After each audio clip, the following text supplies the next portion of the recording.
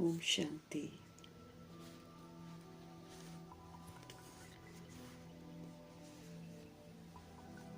मीठे मीठे बाबा,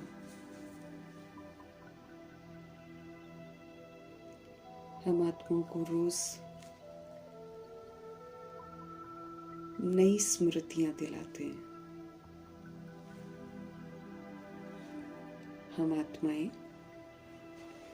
जो विस्मृत होकर अपने आप को शरीर समझने लग गए थे, उनको बाबा नई स्मृतियां दिलाते हैं कि तुम आत्मा हो। अब चूंकि 63 जन्मों की विस्मृतियां हैं, उसके ऊपर सिर्फ एक मैं आत्मा हूँ, आत्मा हूँ, आत्मा हूँ का पाठ अगर है तो शायद हम सब बोर हो जाएं। इसलिए मीठे परमपिता परमात्मा आत्मा की काबिलियत के अनुसार नई नई स्मृतियां दिलाते हैं, समझ देते हैं तुम शरीर नहीं सतोगुणी आत्मा हो, तुम पवित्र हो, तुम शुद्ध हो, तुम वैष्णव हो, तुम वही कल पहले वाली कोटों में कोई में भी कोई भाग्यवान आत्मा हो, तुम शांत स्वरूप हो, शांति के सागर के बच्चे हो, तुम शांति धाम के रहने वाले हो, तुम सतयुगी देव आत्मा हो, तुम पूर्वज हो, तुम आधार मूर्त हो, तुम उद्धार मूर्त हो, तुम ईश्वरीय संप्रदाय हो, तुम ईश्वरीय संतान हो, तुम ईश्वरीय यूनिवर्सिटी की स्टूडेंट हो, तुम शक्तिशाली हो। ऐसे करके रोज बाबा हमको नई नई स्मृतियां दिलाते हैं। शरीर के साथ तो हम शरीर हैं, इसके शरीर का माँ बाप ये है, शरीर का रिश्ता ये है, बस लिमिटेड। उस लिमिटेड स्मृतियों से हम सभी आत्माएं बिल्कुल कमजोर हो गए, बिल्कुल दूसरों पर डिपेंडेंट हो गए, गुलाम बन गए। अब बाबा इन स्मृतियों से हमको स्वतंत्र कर रहे हैं। तो ऊंची जवाबदारी है, ऊंची जिम्मेवारी है कि ये जो नई स्मृतियां हैं इनको स्वीकार करना है और फिर इन नई स्मृतियों के अनुसार ही पाठ बजाना है, नए संस्कार बनाने हैं और फिर नए संस्कार यहाँ से लेकर जाने हैं। हम सभी आत्माओं को पुराने से नया बनाने वाले सर्वशक्तिमान शिव पिता परमात्मा जी का हम तहे दिल से धन्यवाद करेंगे और श्रीमत पर चलकर स्मृतियों को स्वीकार करके, सारे स्वमानों को स्वीकार करके बिल्कुल नया बनने वाली आत्मा, व्यक्त ब्रह्मा, अव्यक्त ब्रह्मा, गुप्त बड़ी माँ, big brother, great great grandfather का रोल प्ले करने वाली आत्मा ब्रह्मा जी का तहे दिल से धन्यवाद करेंगे। धन्यवाद करते हुए दोनों जबरदस्त लाइट्स को हाजिर नाजिर करते हुए मीठे मीठे परमपिता परमात्मा जी के महावाक्य हम उन्हीं से समझेंगे। समझ जो हमें मिल रही है वो पूरे वायुमंडल में फैल जाए, पूरे तत्वों में फैल जाए, पूरी प्रकृति में फैल जाए। दिल से दुआ करेंगे मीठे परमात्मा की समर्थ समझ सब तक पहुंचे, ये दिल से दुआ करेंगे। उन आत्माओं के लिए मीठे बाबा की समझ समर्पित है जो इस समय वृद्ध शरीरों में है, लेकिन दैहिक रिश्तों में ही फंसी पड़ी है। आत्माओं में परमपिता परमात्मा का आकर्षण आए, आत्माओं का बुद्धि का योग तरह तरह की भटकन वाली बातों से हटकर एक परमपिता परमात्मा में एकाग्र हो जाए, प्रभु प्रीत हो जाए। उन्हें दिल से दुआ करेंगे। मीठे परमात्मा जी की समझ उन आत्माओं के लिए समर्पित करेंगे जो हम आत्माओं के साथ नकारात्मकता से कनेक्टेड हैं, कहीं न कहीं हम आत्माओं ने उनके साथ नकारात्मक लेन देन कर रखी है, उन तमाम आत्माओं के लिए प्रभु जी की समझ समर्पित है। आत्माएं प्रभु की बने, हम आत्माओं के साथ उनका बुद्धि का योग हट जाए। उन आत्माओं के लिए प्रभु के महावाक्य समर्पित करेंगे जो हम आत्माओं के साथ लौकिक में कनेक्टेड हैं। उन तमाम आत्माओं का बुद्धि का योग भी हमारे से हटे और सत्य परमपिता परमात्मा जी के साथ लग जाए। मीठे परमात्मा जी के महावाक्यों की समझ उन आत्माओं के लिए समर्पित करेंगे जो इस समय रोज शरीर छोड़ रहे हैं, आकारी शरीरों में हैं, बेचैन हैं, और उनसे संबंधित भी जितनी सोल्स हैं वो भी बेचैन हैं, क्योंकि अचानक अकाले मृत्यु हो रही है। किसी को ज्ञान तो है नहीं, इसलिए आत्माएं बेचैन तो हैं। इसलिए सभी आत्माओं को हम समर्पित करेंगे। मीठे मीठे बाबा की मीठी मीठी समझ की दस्तक उनकी बुद्धि पर हो और उनको सुकून मिले, उनको राहत मिले, उनके मन शांत होकर प्रभु से जुड़ जाएं। दिल से दुआ करेंगे। मीठे परमात्मा जी की समझ उन आत्माओं को समर्पित करेंगे जो इस समय गर्भ जेल में प्रवेश कर गए हैं।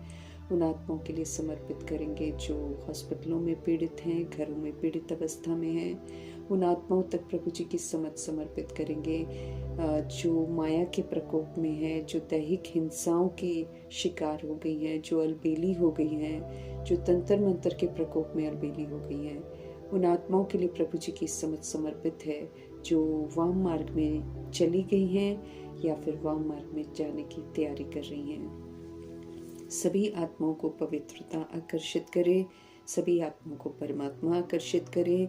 हर आत्मा पवित्रता के सागर परमपिता परमात्मा की छत्र छाया में रहकर सुरक्षित रहे। मीठे परमात्मा जी के महावाक्य उन आत्माओं को समर्पित है जो इस समय कुमार कुमारियों के शरीरों में हैं और छोटे छोटे शरीरों में हैं, क्योंकि इन पर मायावी प्रकोप तो बहुत आने वाला है और वैसे भी भपका बहुत है जिसमें आत्माएं आकर्षित हो जाती हैं। तो आत्माएं इस समय ऐसे खतरे से बच जाएं, इसलिए भगवान की समझ उनको भी समर्पित करेंगे। मीठे बाबा की समझ उन आत्माओं के लिए समर्पित करेंगे जो अपनी संस्था बनाकर बैठ गए हैं, खुद तो गुमराह हैं, दूसरों को भी गुमराह कर रहे हैं कि भगवान यहाँ पर आते हैं। ऐसी आत्माओं को भी सद्बुद्धि आए, सब प्रभु से जुड़े रहें। दिल से दुआ करेंगे। मीठे परमात्मा जी की समझ उन आत्माओं तक समर्पित करेंगे जो भिन्न भिन्न सत्ताओं में, भिन्न भिन्न वर्गों में, भिन्न भिन्न धर्म जातियों में, एरिया में, भाषा में बटी हुई हैं, रंग रूप में बटी हुई हैं। तमाम आत्माओं के प्रति यही दिल से दुआ करेंगे कि मीठे परमात्मा की समझ मिले और उन आत्माओं की जो मनमानियाँ हैं उससे वो आत्माएं बाहर आएं और फिर से अपने स्वधर्म में लौटें। दिल से दुआ करेंगे। मीठे परमात्मा जी की समझ उन आत्माओं के लिए समर्पित करेंगे जो इस समय वैश्याएं बन गई हैं, गणिकाएं बन गई हैं और जो इनसे दैहिक धंधे करवाते हैं। उन तमाम आत्माओं के लिए प्रभु जी की समझ समर्पित है।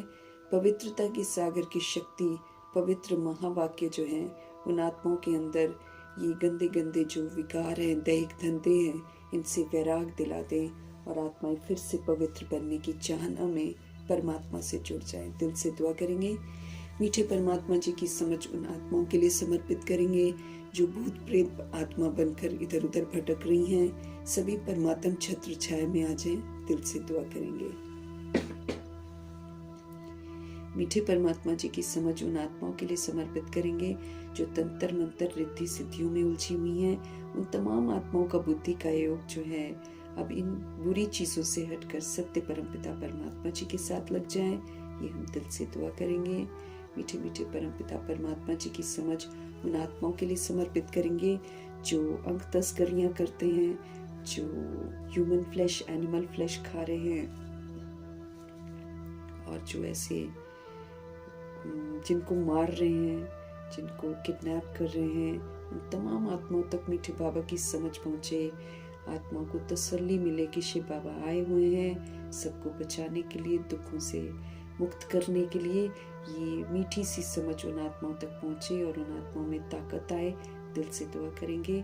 मीठे परमात्मा जी की समझ उन आत्माओं के लिए समर्पित करेंगे जो भिन्न भिन्न नशों में आजकल धुत हैं, क्योंकि वो भी एक मारने का सलीका अपनाया हुआ है सत्ताओं ने, इसलिए आत्माओं को वैराग आ जाए नशे से, हर आत्मा अपने स्वधर्म में लौटे और सबको ईश्वरीय नशा चढ़ जाए।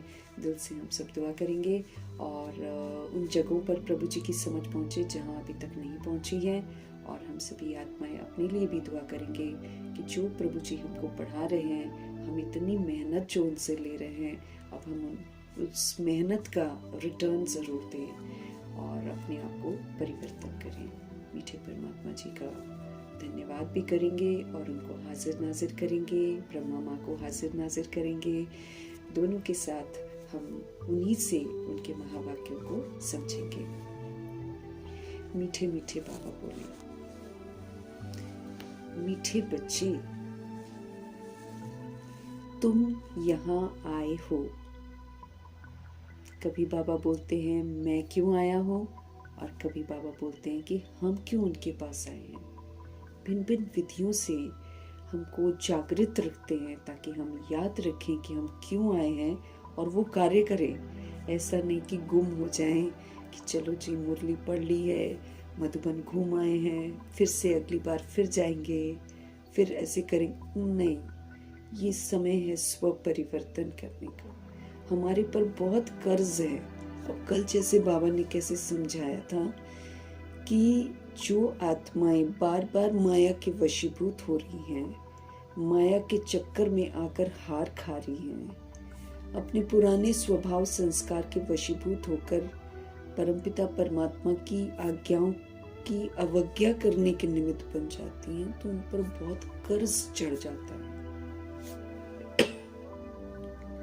बोझ, अवज्ञा का बोझ, वो फिर बाबा कहते वही फिर बीमारी बन जाता है, कर्ज मर्ज बन जाता है। हम जो सोचते हैं, बाबा कहते हैं उसकी पहला जो उसका असर है अपने ही ऊपर होता है।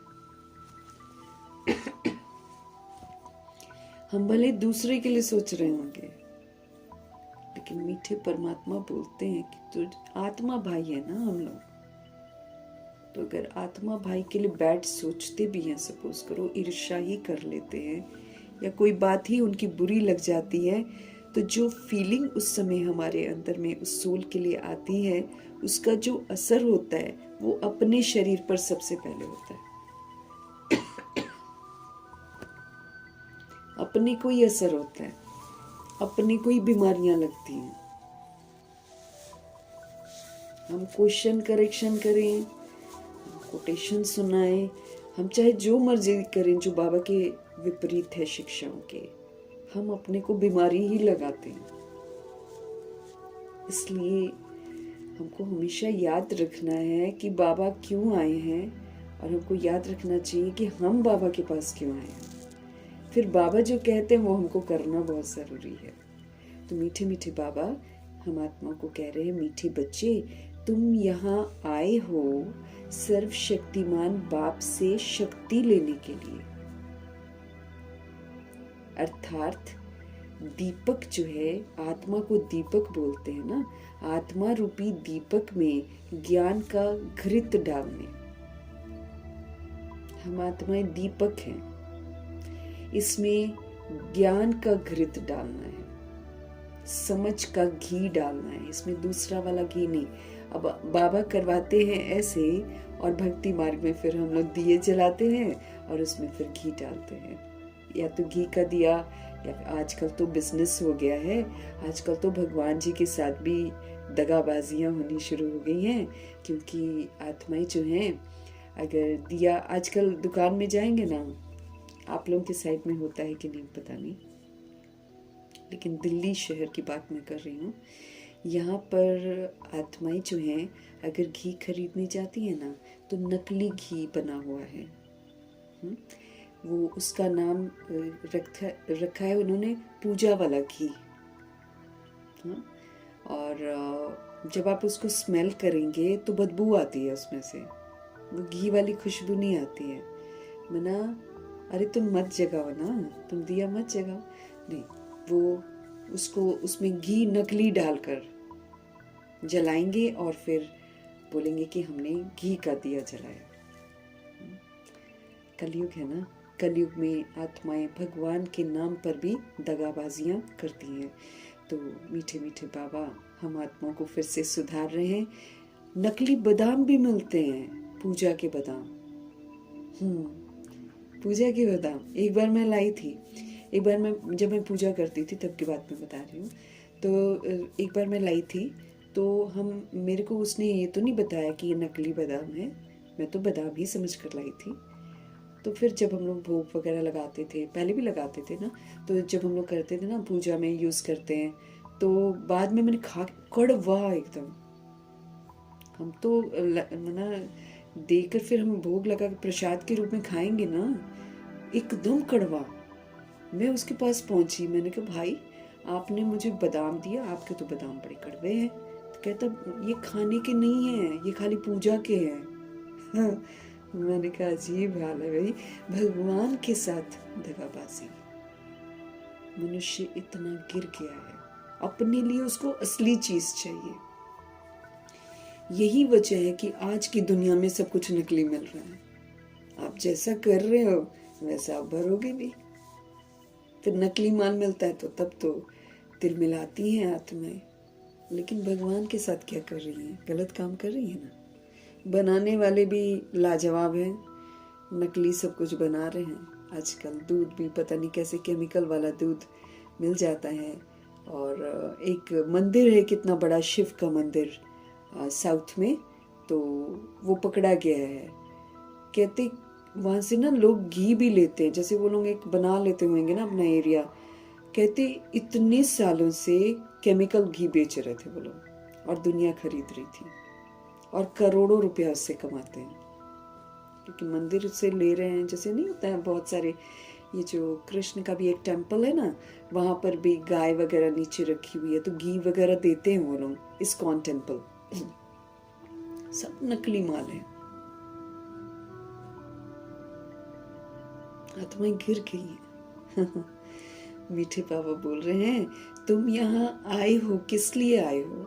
तुम सर्वशक्तिमान बाप से शक्ति लेने के लिए आए हो, अर्थात दीपक में ज्ञान का घृत डालने के लिए आए हो। अब आत्मा रूपी दीपक में प्रभु जी समझ डाल रहे हैं, ज्ञान का घृत। तो ये जब ज्ञान हमको मिलता है ना, तो फिर हमारा दीपक जो है, जैसे जैसे जैसे हमको समझ मिलती जाती है, वैसे वैसे फिर हम जगते जाते हैं। एक दिन जब पूरी जागृति आ जाएगी तो हम स्मृति स्वरूप बन जाएंगे।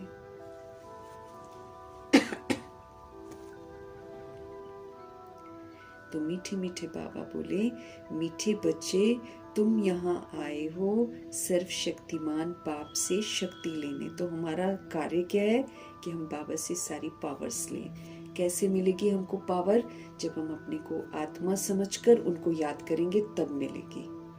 ना हम आत्मा देह के भान से परे होकर जब परमपिता परमात्मा से योग लगाते हैं, बाबा कहते तुमको मांगने की जरूरत नहीं है, तुम वो करो जो मैं तुम्हें कहता हूँ, तुमको स्वतः ही सब कुछ मिलेगा। तो हम जब प्रभु जी की यादों में बैठते हैं तो प्रभु जी का जो योग लगा रहे हैं ना, तो बाबा की योग से पावर्स अपने आप हमको मिलती हैं, अपने आप हम चार्ज होना शुरू हो जाते हैं। लेकिन मेरे को याद रखना पड़ेगा ना, मैं शिव पिता परमात्मा जी के पास क्यों आई हूँ। तो तुम यहाँ आए हो सर्वशक्तिमान बाप से शक्ति लेने के लिए, अर्थात दीपक जो है ना, दीपक में ज्ञान का घृत डालने के लिए आए हो। आत्मा रूपी दीपक है हम सब, हम बुझ गए हैं, हम एकदम ही बुझने वाले थे। जिंदगी में हमारी अमावस आ गई थी, उस अमावस में एक लकीर सी रह जाती है, बस वहां आकर प्रभु जी फिर से हमको जागृत करते है ना।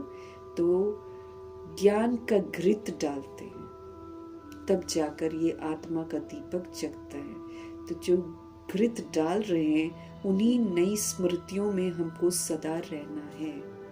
चलते फिरते स्मृति यही रहे, मैं शरीर नहीं सतुगुणी आत्मा हूँ, मैं पवित्र हूँ, मैं शुद्ध हूँ, मैं वैष्णव हूँ। मैं कल पहले वाली कोटों में कोई कोई में भी कोई भाग्यवान आत्मा हूँ।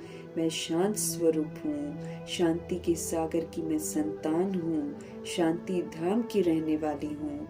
मैं सतयुगी देव आत्मा हूँ, मैं पूर्वज हूँ, मैं आधार मूर्त हूँ, मैं उद्धार मूर्त हूँ, मैं ईश्वरीय संप्रदाय हूँ, मैं ईश्वरीय संतान हूँ, मैं ईश्वरीय यूनिवर्सिटी की स्टूडेंट्स हूँ, और भी कितने कितने डैश डैश डैश कितने स्वमान दे रखे हैं भगवान ने। अब उन नई स्मृतियों में हमको जीना है। भगवान ने कहा मैं शक्तिशाली आत्मा हूँ, तो मुझे देखना है कि मेरे में सारे पावर्स आई हैं, क्या मैं पावर्स को यूज कर रही हूँ, ये मुझे देखना है, तब हम सशक्त बनेंगे। तो रोज जो आत्मा के अंदर में ज्ञान की समझ दे रहे हैं बाबा, वो जितना मैं अपने बुद्धि रूपी झोली में यूज करके उसको फीड करती जाऊंगी, उतना मैं जगती जाऊंगी। नहीं तो क्या होता है, हमको स्मृति तो भगवान जी दिलाते हैं, लेकिन हम जब बाहर की दुनिया में आजकल जाते हैं, चाहे रिश्तों में भी हम जाते हैं, तो वो रिश्ते और वो दुनिया विस्मृत है। तो मेरे को ये देखना है कि जब मैं उनके कांटेक्ट में जाती हूँ, तो क्या मैं स्मृति में रहती हूँ या विस्मृत हो जाती हूँ। उनके जैसी बातें ही उनमें खो तो नहीं जाती हूँ, कहीं मैं उन्हीं के जैसी तो नहीं बन जाती हूँ। ये मुझे ध्यान रखना है। सारा दिन हमको आत्मिक स्मृति में रहना है, सारा दिन।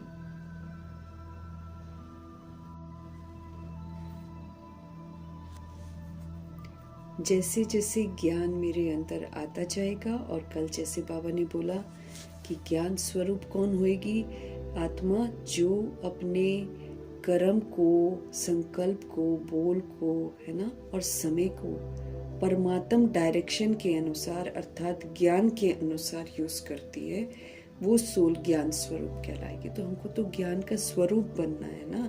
भगवान जी जो हमको समझ देते हैं, उस समझ को बरकरार रखना है और वैसे ही बिहेव करना है। अब तब समझा जाएगा ना कि हाँ, हमको ज्ञान समझ में आ रहा है।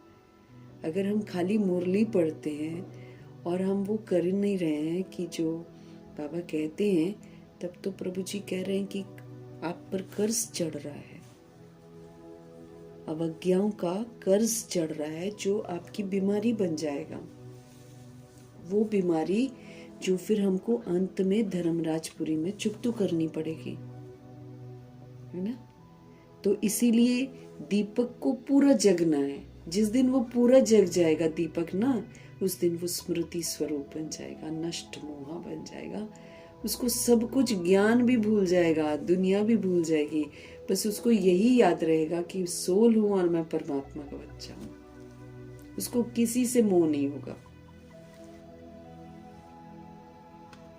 तो एक हमको याद रखना है कि हम सर्वशक्तिवान बाप के पास आए हैं शक्तिशाली बनने के लिए, और दूसरा ये कि आत्मा रूपी दीपक में ज्ञान का घृत डालने के लिए आए हैं। तो ज्ञान का घृत डालने का मतलब ये है कि जो बाबा समझा रहे हैं वो आत्मा के चित्त पर बैठ जाना चाहिए, ताकि हम सभी आत्माएं आत्मा बनकर पाठ बजाएं। नहीं तो ये कर्ज बन जाएगा, ये सिर दर्द बन जाएगा, एकदम बहुत भारी हो जाएगा सिर, ऐसे लगेगा जैसे फट जाएगा, क्योंकि करा नहीं ना कुछ भी हमने। और वो तो प्यारा सा भगवान रोज ही हमारे पर मेहनत करते हैं। तो ये 5 तत्वों के शरीर में रहते हुए फिर हम बहुत कष्टों का अनुभव करेंगे। प्रश्न है मीठे बाबा का, शिव की बारात का गायन क्यों है ना, शंकर के साथ मिला दिया, क्या कहानी बना दी। हाँ, है ना। शंकर जी की बारात, पार्वती के साथ शादी करने जाते हैं, कैसे उसमें लिखा है कि लूले लंगड़े भूत प्रेत सब बराती होते हैं। हाँ, अब शंकर जी तो ऐसे नहीं करते हैं ना, और शिव आते हैं, सगाई उन्होंने हमारे साथ कर रखी है, हमने निभाई है कि नहीं निभाई है, प्रभु जी ने तो कर ली है, क्योंकि जब मुरली हमको मिल रही है तो भगवान जी ने तो सगाई कर रखी है, पढ़ाए भी जा रहे हैं, वो तो सगाई को मना निभा रहे हैं। मैं आत्मा कितना उनकी श्रीमत पर चल रही हूँ, उसके अनुसार मेरी सगाई मैं कितनी निभा रही हूँ वो देखा जाएगा। कितने हम वफादार हैं भगवान से, क्योंकि जब सगाई हो जाती है तो फिर एक के साथ बुद्धि का योग लग जाता है ना, कि आजकल के समय की तरह सगाई किसी और के साथ, दिमाग किसी और के साथ, ऐसे आजकल तो लग रहा है एक्स्ट्रा मैरिटल अफेयर है। शादी करते ही क्यों है पता नहीं, शादी कर लेते हैं लेकिन अफेयर कहीं और चल रहा है, फिर उसके बाद उसको मार देते हैं, है ना। ऐसे करती हैं सोल्स आजकल। तो ऐसा ही कहीं, और देखो कितना हमारा हिसाब किताब कितना जबरदस्त है, बाप रे। बाबा क्या बोल रहे हैं कि जो हम लोग करते हैं 16,108 करोड़ आत्माएं जो हम करती हैं, उसका इफेक्ट जो है, स्पेशली राजाई घराने में जाने वाली सोल्स जो हैं जैसा करती हैं, उसका प्रभाव सारा द्वापर युग और कलयुग की सोल्स पर जा रहा है। ठीक, तो शिव और शंकर की बारात, दुनिया में तो शंकर की बारात का भक्ति में गायन है, लेकिन एक्चुअली हमारे शिव बाबा आकर हम आत्माओं को अडॉप्ट करते हैं। हम आत्माओं से उनकी अडॉप्शन जो है वो हम आत्माओं के साथ सगाई है। फिर बाबा हमको ज्ञान से श्रृंगार करते हैं, गुणों से श्रृंगार करते हैं, शक्तियों से श्रृंगार करते हैं, वरदानों से श्रृंगार करते हैं, सभी चीज़ों से हमारा श्रृंगार करते हैं, है ना। अगर हम सोल्स शक्तिशाली बन जाते हैं, अगर हम सोल्स गुणवान बन जाते हैं, अगर हम सारी सोल्स, सारा कुछ जो बाबा खजानों से हम संपन्न बन जाते हैं, तो हम सजनी बनते हैं। सजनी को बाबा साथ में लेकर जाएगा, कुछ नहीं होने देगा। अगर हम सजनी नहीं बनते हैं सगाई के बाद, फिर हम यहीं पर रह जाते हैं धर्मराजपुरी में, और ट्रिब्यूनल के आगे खड़े होना पड़ता है आकारी शरीर में। फिर देखते हैं जो सत्युग में जा रहे हैं उनको जाते हुए देखते हैं, जो फरिश्ते बन जाते हैं उनको देखते हैं, फिर अपने को देखते हैं, अरे हमने तो कुछ नहीं किया। फिर पश्चाताप होता है सोल को। शिव की बारात, एक्चुअली शिव की बारात जाती है। अब शिव निकल जाते हैं सजनियों के साथ, है ना। अब बाद वाले जितने अटक जाते हैं धर्मराजपुरी में, वो सारे फिर सजा खाते हैं।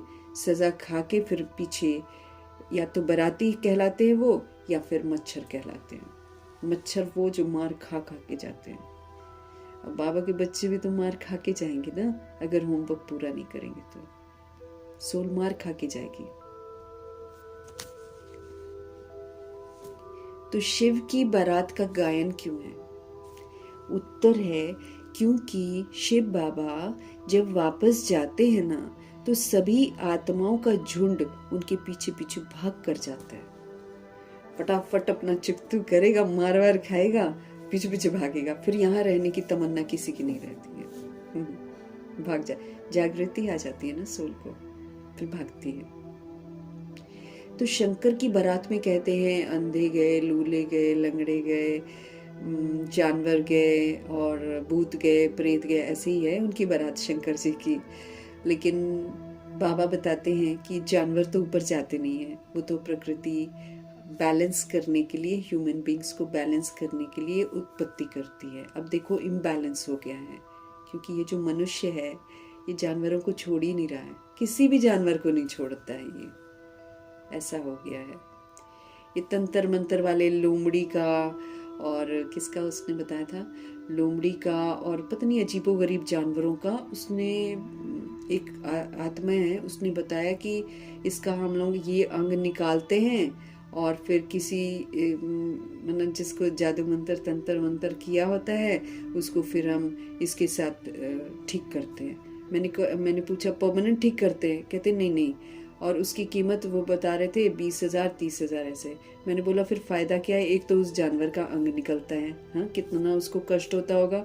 ऊपर से मैंने कहा कि आप बोलते हो कि बस टेम्प्रेरी इलाज होता है, हाँ मैंने बोला ये कितने बड़े पाप नहीं हो जाते हैं क्या, इधर ठीक भी नहीं होगा उधर उसका अंग भी निकलेगा। तो ऐसे आजकल दुनिया तंत्र मंत्र रिद्धि सिद्धि वाली हो गई है, मना बेरहम है इस समय। मनुष्य विस्मृत होकर, आत्माएं विस्मृत हो गई हैं बिल्कुल।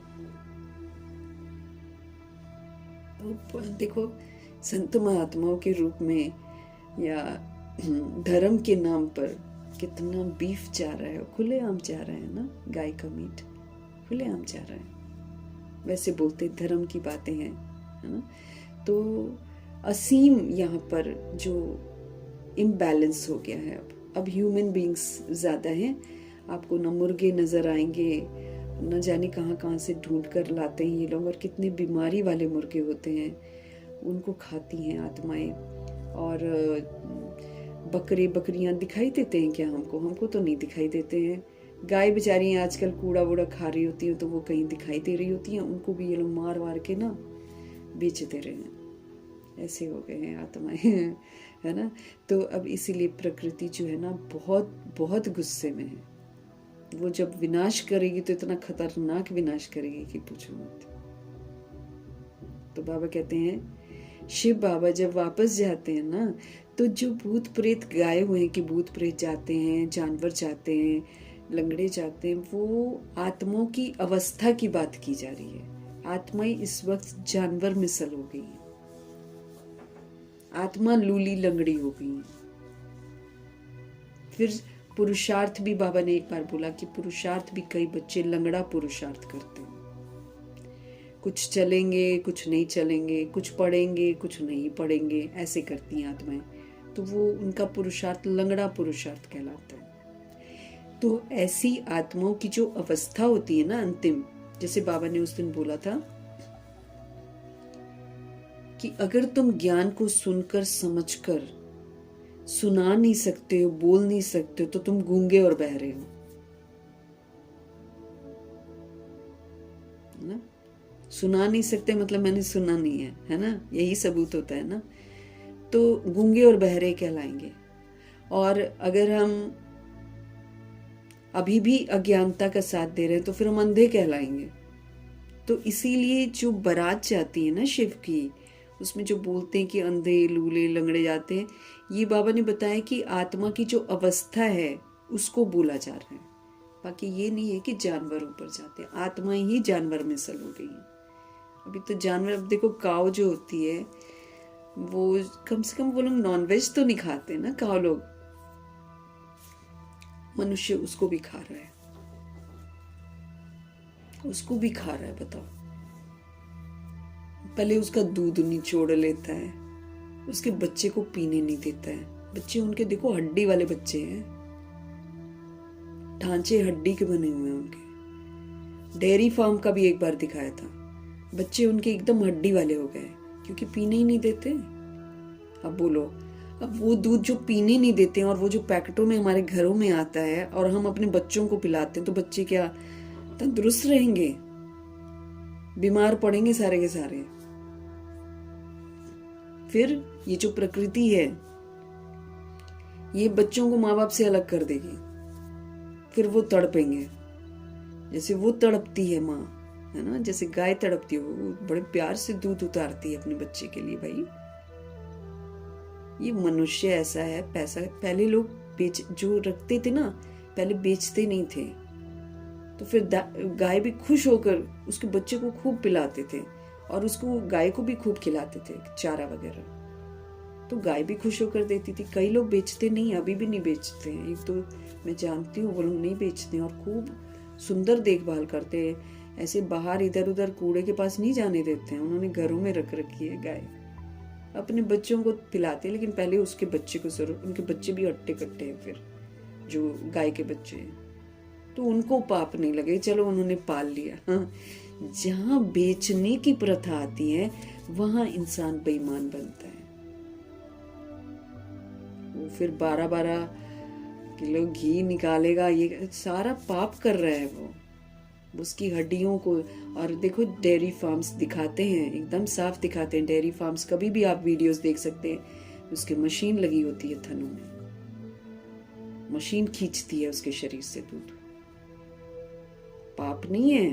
फिर ऐसे लोग जो दूध पीते हैं उनको फिर बीमारियां भी लगती हैं, जैसे सिस्टर जयंती ने बोला कि बहुत सारा बीमारी इससे होता है। और मधुबन में तो एक भाई ने पूरी अच्छी किताब भी निकाल रखी है इस पर कि दूध नहीं पीना चाहिए। तो वो क्या करेंगे, फिर बच्चे वैसे ही होंगे और बच्चों को अलग भी कर देगी प्रकृति, फिर तड़पेंगे अपने बच्चों के लिए कि कैसे लगता है देखो अब, है ना।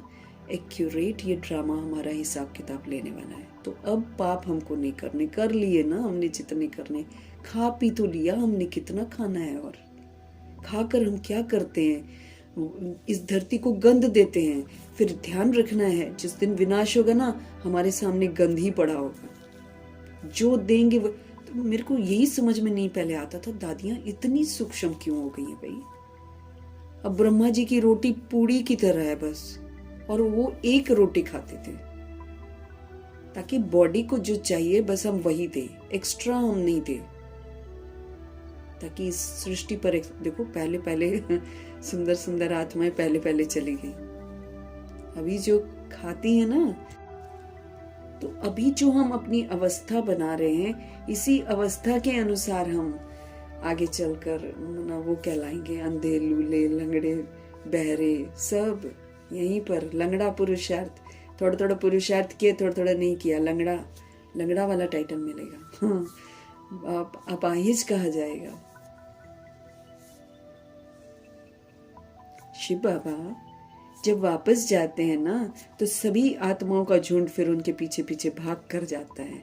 मूल वतन में भी आत्माओं का मनारा, छत्ता जिसे कहते हैं ना, छत्ते की तरह ही है ना, जो परम धाम का सीन है, लग जाता है। सब जाकर अपने अपने एरिया में फिट हो जाते हैं। जो बाबा के अच्छे अच्छे बच्चे हैं वो तो प्रभु जी के साथ चले जाते हैं, वो तो फिर साथ में रहते हैं।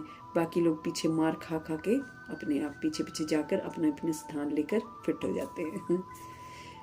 तुम पवित्र बनने वाले बच्चे बाप के साथ साथ जाते, जो प्योर बन जाती है सोल, संपूर्ण पवित्र, संपूर्ण पवित्रता वाली जो किताब है, उसकी पूरी पवित्रता जब हमारे अंदर आ जाएगी तो माना मैंने पवित्रता से अपना श्रृंगार किया है ना। कर्मयोगी फरिश्ता वाली किताब की सारी विशेषताएं हमारे अंदर आ जाएंगी, तब हम कहलाएंगे फरिश्ता। और जो फरिश्ता बनेगा वही देवता बनेगा, जो फरिश्ता नहीं बनेगा वो देवता भी नहीं बनेगा।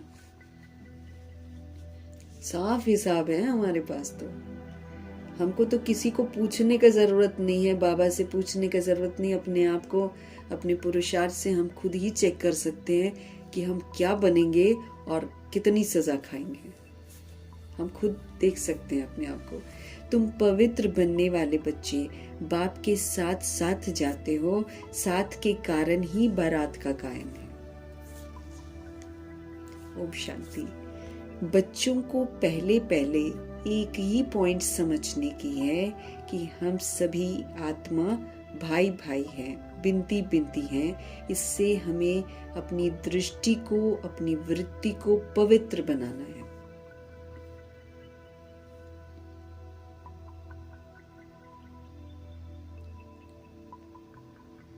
हम भाई भाई हैं, सारे के सारे 800 करोड़ आत्माएं भाई भाई हैं, और हम सभी का बाप एक ही है, शिव बाबा। अब हमने बॉडी कॉन्शियस होकर चाचे मम्मी काके बना लिए हैं। अब चलो, जब तक ड्रामा था, खेल था, बना लिया, फिर पुनर्जन्म ले लिया, फिर बना लिया, चलता है, ओके चल गया। अब तो नहीं चलेगा, अब तो नहीं चलेगा। अब तो वापस बिंदी जाएगी। बिंदी ऊपर से अकेली आई थी, बिंदी नीचे से ऊपर अकेली ही जाएगी। कोई संगी साथी मेरे साथ नहीं जाने वाला। मुझे बिंदी बनना है, बिंदी बनकर वापस घर जाना। अब बिंदी हूं, बिंदु बाप का बच्चा हूं। अब चूंकि ये रियलिटी है, बाकी सारा झूठ है, बाकी सारा व्यर्थ है। इसीलिए मुझे अब क्या करना है, अब जो संबंधों के बंधन में या बंधनों में हम बंधे हुए हैं, उनके साथ हमारी मुंह की रगें जुड़ गई हैं। अब उनसे छूटे कैसे? उसके लिए बाबा बोलते हैं कि तुम मुझे सर्व संबंधी बनाओ, तुम मुझे अपना सर्व संबंधी बना लो, तुम मुझे बच्चा भी बना लो, तुम मुझे साजन भी बना लो, तुम मुझे सजनी भी बना लो। अब मेल सोचेंगे बाबा खाली बोलते हैं कि साजन बना लो, नहीं, बाबा सजनी भी बनते हैं। बनाकर देखो, बनाना आना चाहिए बस। सजनी इसलिए बनाना है कि अगर कोई गृहस्थ व्यवहार में है, तो जो घर में उसने एक रिश्ता जोड़ रखा है, उससे दिमाग हटाना है कि नहीं हटाना है। दिमाग हटेगा ही तब जब भगवान जी को हम बना लेंगे। तो बच्चा भी बनाना है, पुत्रा पुत्री भी उन्हीं को बना लेना है, सब कुछ उनको बनाना है, तब जाकर छूटेंगे इन बंधनों से हम। नहीं तो फिर अंत में हमको याद आएंगे यही और हो जाएगी हमारी दुर्गति। तो दुर्गति तो नहीं करवानी है ना। हम सभी आत्माएं हैं, आपस में हमारा रिश्ता भाई भाई का है, चाहे अभी कोई बच्चे के रोल में है, चाहे कोई युगल के रोल में है। मेरे को अपनी दृष्टि वृत्ति उसके प्रति भाई भाई वाली बनानी है, उसको आत्मा भाई के रूप में ही देखना है। सबका बाप सर्वशक्तिमान कहा जाता है। तुम्हारे में सर्व शक्तियां थी, बाबा कहते थी हमारे में। क्यों? हमारा सतोगुणी स्वरूप कैसा है? पवित्र स्वरूप, सुख स्वरूप, शांत स्वरूप, आनंद स्वरूप, है ना, और प्रेम स्वरूप, शक्ति स्वरूप, ज्ञान स्वरूप। ये मेरी ओरिजिनलिटी है। भूल गए वो अलग बात है, ये हमारी ओरिजिनलिटी है। इसलिए बाबा हमको क्या याद दिला रहे हैं? तुम्हारे में सर्व शक्तियां थी, तुम विश्व पर राज्य करते थे। भारत में ही इन देवी देवताओं का राज्य था। गोया तुम बच्चों का राज्य था। तुम पवित्र देवी देवताएं थे। देखो ये स्मृतियां दिला रहे हैं भगवान जी हमको। क्या बोलते हैं? जो नई स्मृतियां मैं तुम्हें दिलाता हूं ना, उन स्मृतियों को रिकॉर्ड करो, अब बार बार दोहराओ। जैसे कल बोल रहे थे ना, मनन शक्ति, मनन करो इसको बार बार। मैं कौन, मैं कौन, जैसे दादियों ने किया। जैसे जनक दादी सुबह उठकर यही काम करती थी, मैं कौन, मेरा कौन और मुझे क्या करना है। रोज रोज के स्वमान, रोज का बाबा का टाइटल और रोज के कर्तव्य क्या करना है। फिर सारा दिन वो करती थी, सारा दिन वो स्मृति में रखती थी कि मैं कौन हूं और मैं किसकी हूं और मुझे क्या करना है। इस कदर वो आत्माएं अष्टरत्न बनी है। तो जो नई स्मृतियां दिलाते हैं भगवान जी, उन्हीं स्मृतियों में जीना है।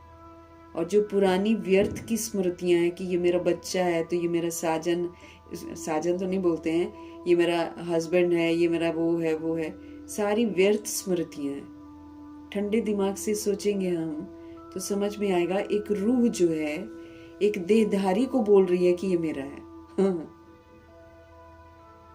जो खुद किसी की नहीं है, वो देह अभिमान में बोलती है ये मेरा है, ये मेरा है, ये मेरा है, ये मेरा है। अभी हमको रूह की स्मृति आई है कि हम तो रूह हैं और हम सुप्रीम रूह के बच्चे हैं और हम सुप्रीम धाम के रहने वाले हैं।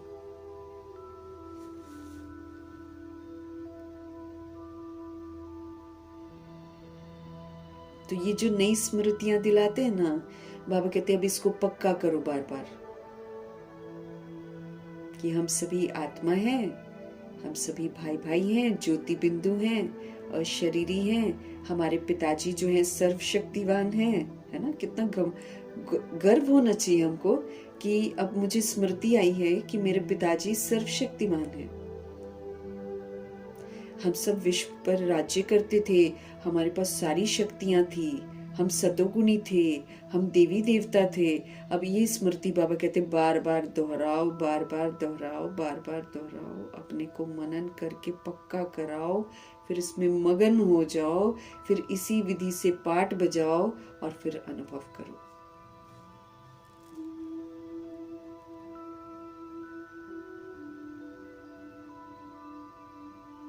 तुम पवित्र देवी देवताएं थे। देखो स्मृतियां क्या मिल रही हैं हमको, समर्थ स्मृतियां हैं ये सारी।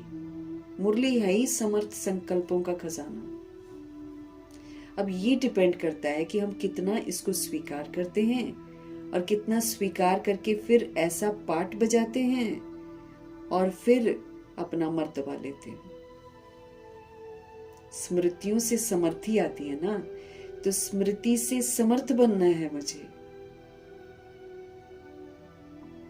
तो तुम पवित्र देवी देवताएं थे। बाबा कहते हैं तुम्हारा जो कुल था ना, याद दिला रहे हैं, तुम्हारा कुल व डिनेस्टी है वो सब निर्विकारी थे। तुम निर्विकारी कुल के थे, याद दिला रहे हैं। कौन निर्विकारी थे? आत्माएं निर्विकारी थी। किससे बात बाबा कर रहे हैं? आत्माओं से बात कर रहे हैं। अब फिर तुम निर्विकारी बन रहे हो, ध्यान खिंचवा रहे हैं कि अब विकार को यूज मत करना, क्योंकि तुम अब फिर से निर्विकारी बन रहे हो। जैसे कि सर्वशक्तिमान बाप को याद कर उनसे शक्ति ले रहे हो। बाप ने समझाया है आत्मा ही 84 का पाठ बजाती है।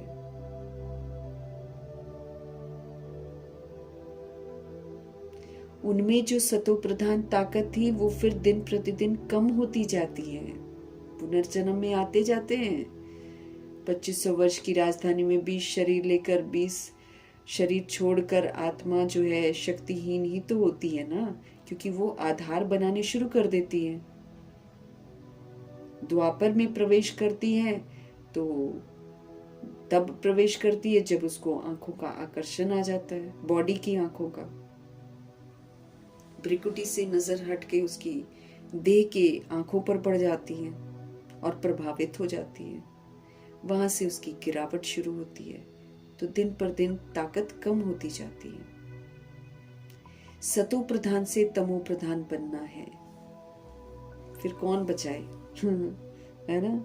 भगवान जी तो आते नहीं है बीच में, क्योंकि आएंगे भी तो कोई सुनने वाला, अभी नहीं सुनते हैं तो उस समय क्या सुनेंगे? जब नया नया खेल में घुस रहे हैं, जब आकर्षण होने लग गया है आंखों का, तो कौन सुनता है अगर भगवान जी आ जाते तो? इसीलिए आत्माएं गिरती चली गई, तमो प्रधान बन गई। फिर जब तमो प्रधान बन गई तो अच्छा नहीं लग रहा है, तब फिर पुकारती हैं भगवान को। जैसे बैटरी की ताकत कम होती जाती है, अब हम बैटरी को यूज करेंगे तो क्या बैटरी वैसे ही वैसे फुल थोड़ी होती है, कम ही होती है ना। जितना ज्यादा यूज करेंगे उतना ज्यादा उसकी शक्ति तो घटती है। तो बाबा कहते हैं जैसे बैटरी की ताकत कम होती जाती है तो मोटर खड़ी हो जाती है, बैटरी डिस्चार्ज हो जाती है। तो आत्मा की बैटरी फुल डिस्चार्ज नहीं होती है, कुछ न कुछ अंत में भी ताकत रहती है। जैसे ब्रह्मा जी हैं, आचरण तो उनका खूबसूरत ही था, व्यवहार जो वो करते थे सबके साथ, और ईमानदार भी बहुत थे अपने बिजनेस में, चीटिंग नहीं करते थे किसी के साथ। तो बैटरी फुल डिस्चार्ज नहीं हुई थी, लेकिन वैराग जरूर आ गया था। तो आत्मा की बैटरी जो है वो फुल डिस्चार्ज नहीं होती है, कुछ न कुछ ताकत रहती है। जैसे कोई मरता है तो दीपक जलाते हैं, उसमें घृत डालते रहते हैं कि ये बुझे नहीं, क्योंकि जो मरने वाला है उसको रास्ता दिखाई नहीं देगा। क्या क्या सोचती है आत्मा? वो सोचती है आत्मा जो गई है ना, उसको अंधकार, उसको रास्ता नहीं दिखाएगा, और अपने घर में एक दीपक जगा देती तो उसको दिखाई देगा क्या उससे? जबकि वो आत्मा जो शरीर छोड़ती है उसको तो ज्यादा दिखने लग गया है। हम जब बॉडी में हैं तो हम किसी के मन की बात को थोड़ी रीड कर पाते हैं, उल्टा हम देख नहीं पाते हैं।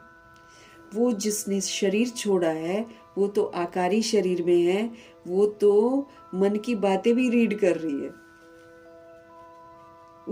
उसके लिए दिया जला रहे हैं। पूछो क्यों जला रहे? उसको दिखाई नहीं देगा ना, अंधेरा होगा उसके लिए। क्यों अंधेरा होगा? उसके लिए तो और माना जो उसको पहले समझ में नहीं आता था वो उसको उस समय समझ में आता है।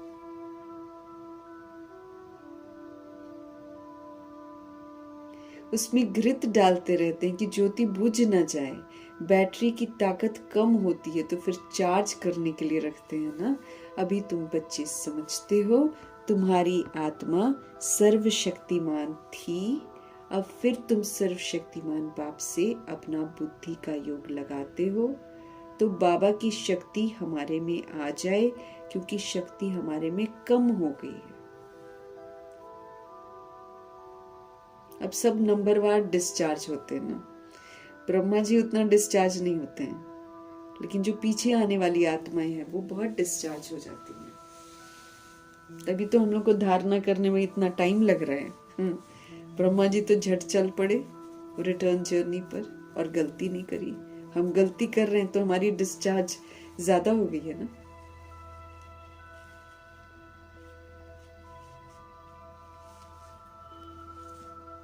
बाबा कहते हैं तुम्हारी बैटरी फुल चार्ज होती है, फिर थोड़ी थोड़ी कम होती जाती है। त्रेता तक मीटर कम होता है, जिसको कला कहा जाता है। फिर कहेंगे आत्मा जो सतो प्रधान थी वो अब सतो बन गई है। उसका जो प्रधान वाला परसेंटेज है वो खत्म हो जाता है और वो सतो बन जाती है। ताकत कम हो जाती है। तुम समझते हो हम मनुष्य से देवता बन जाते हैं सतयुग में। अब बाप कहते हैं मुझे याद करो तो तुम तमो प्रधान से सतो प्रधान बन जाएंगे। याद से हम बनेंगे, क्योंकि याद में रहकर सोचेंगे, बोलेंगे, कर्म करेंगे तो राइटियस करेंगे ना। इसीलिए याद में रहना बहुत जरूरी है। तो बाबा कहते हैं मुझे तुम याद करोगे तो तमो प्रधान से सतो प्रधान बन जाएंगे। अभी तुम तमो प्रधान बन गए हो तो ताकत का दिवाला ही निकल गया है। ताकत नहीं रही है, इसलिए कोई कुछ कहता फीलिंग में आ जाते हैं, अपमान फील करते हैं, है ना, इंसल्ट फील करेंगे, फिर रूठ जाएंगे। ऐसी ऐसी हरकतें तो हम सब करनी शुरू कर देते हैं। तो ताकत ही नहीं है, सहन नहीं कर सकते। उसने मुझे ऐसा बोल दिया, हम सहन नहीं कर पाते हैं आजकल। तो बाबा कहते हैं कि अभी तुम तमो प्रधान बन गए हो तो ताकत का दिवाला ही निकल गया है। फिर बाप को याद करने से पूरी ताकत आ जाएगी, क्योंकि तुम जानते हो देह सहित देह के जो भी सब संबंध हैं वो सब खत्म हो जाने हैं। फिर तुमको बेहद का राज्य मिलता है। बाबा कहते हैं फिर बाप को याद करने से पूरी ताकत आएगी, क्योंकि तुम जानते हो देह सहित देह के जो भी सब संबंध हैं वो सब खत्म हो जाने हैं। फिर तुमको बेहद का राज्य मिलता है। बाप भी बेहद का है तो फिर वर्षा भी कैसा है, बेहद का ही देते हैं। अभी तुम पतित हो, तुम्हारी ताकत बिल्कुल कम होती गई है। हे बच्चों अब तुम मुझे याद करो। हे बच्चों अब तुम मुझे याद करो, मैं ऑलमाइटी हूँ, मेरे द्वारा ऑलमाइटी राज्य मिलता है। सतयुग में देवी देवता सारे विश्व के मालिक थे, वो पवित्र थे, वो दैवी गुणवान थे। अभी वो दैवी गुण नहीं है। सबकी बैटरी पूरी डिस्चार्ज होने लगी है। फिर अब बाबा फिर से बैटरी भरवा रहे हैं। सिवाय परमपिता परमात्मा के साथ योग लगाने के बैटरी हमारी चार्ज नहीं हो सकती है। इसीलिए संबंध वगैरह तो सब खत्म हो जाएगा, वो तो एक रोल है ना, वो तो सारा खत्म हो जाएगा, उसमें फंसने की जरूरत नहीं है। वो तो भगवान जी को सौंप दो और भगवान जी चलवा देंगे सब कुछ। वो फालतू उसमें जाने का हमको नहीं है। भगवान के बच्चे हैं ना, तो हम गलती से समझ जाते कि हमारे बच्चे हैं। भगवान को ज्यादा फिक्र है, भगवान ज्यादा रूह की तकलीफों को समझते हैं। हम तो समझ भी नहीं पाते, हम तो खाली बाहरी रूप देखते हैं, उसको देखकर कुछ भी बोल देते हैं। अब वो रूह तो लॉन्ग जर्नी वाली है, वो किस किस दौर से गुजरी है हमको तो नहीं मालूम है, वो तो भगवान ही जानते हैं, है ना। तो इसलिए भगवान से ही जोड़ना है सबको। बाबा कहते हैं सबकी बैटरी पूरी डिस्चार्ज होने लगी है। फिर अब बैटरी भरती है। सिवाय परमपिता परमात्मा के साथ योग लगाने के बैटरी चार्ज नहीं हो सकती है। इसीलिए जो सोल्स विस्मृत हैं उनके साथ हमको बुद्धि का योग नहीं लगाना है। लगाएंगे तो हम डिस्चार्ज हो जाएंगे। इसीलिए तो कहते हैं ना बाबा कि जिसको याद करते हैं उसी के जैसी हमारी स्थिति बन जाती है। कोई दुखी है आप थोड़ी देर के लिए उसको बुद्धि में लाओ, थोड़ी देर में आप भी दुखी हो जाओगे। तो जिसकी जैसी अवस्था होती है, हमारी अवस्था वैसी ही बन जाती है। तो अगर मेरे को पूरा चार्ज होना है तो मुझे पावर हाउस शिव पिता परमात्मा के साथ ही कनेक्टेड रहना है। बाकी बाबा ने कल क्या बोला, निमित्त मात्र कार्य करना है, निमित्त मात्र जिम्मेवारियां निभानी है, बाकी तो भगवान की यादों में रहना है।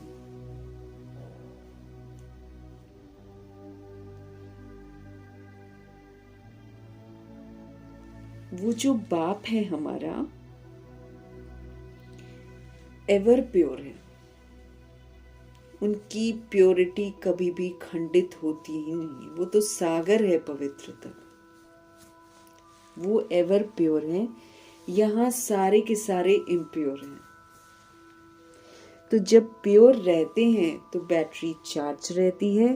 तो अब बाप समझाते हैं एक को ही याद करना है, 10 लोगों को याद करना नहीं है। अब हमको एक को ही याद करना है।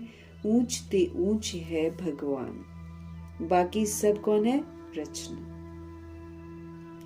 रचना से रचना को कभी भी वर्षा नहीं मिलता है ना। बाकी सारी रचनाएं हैं।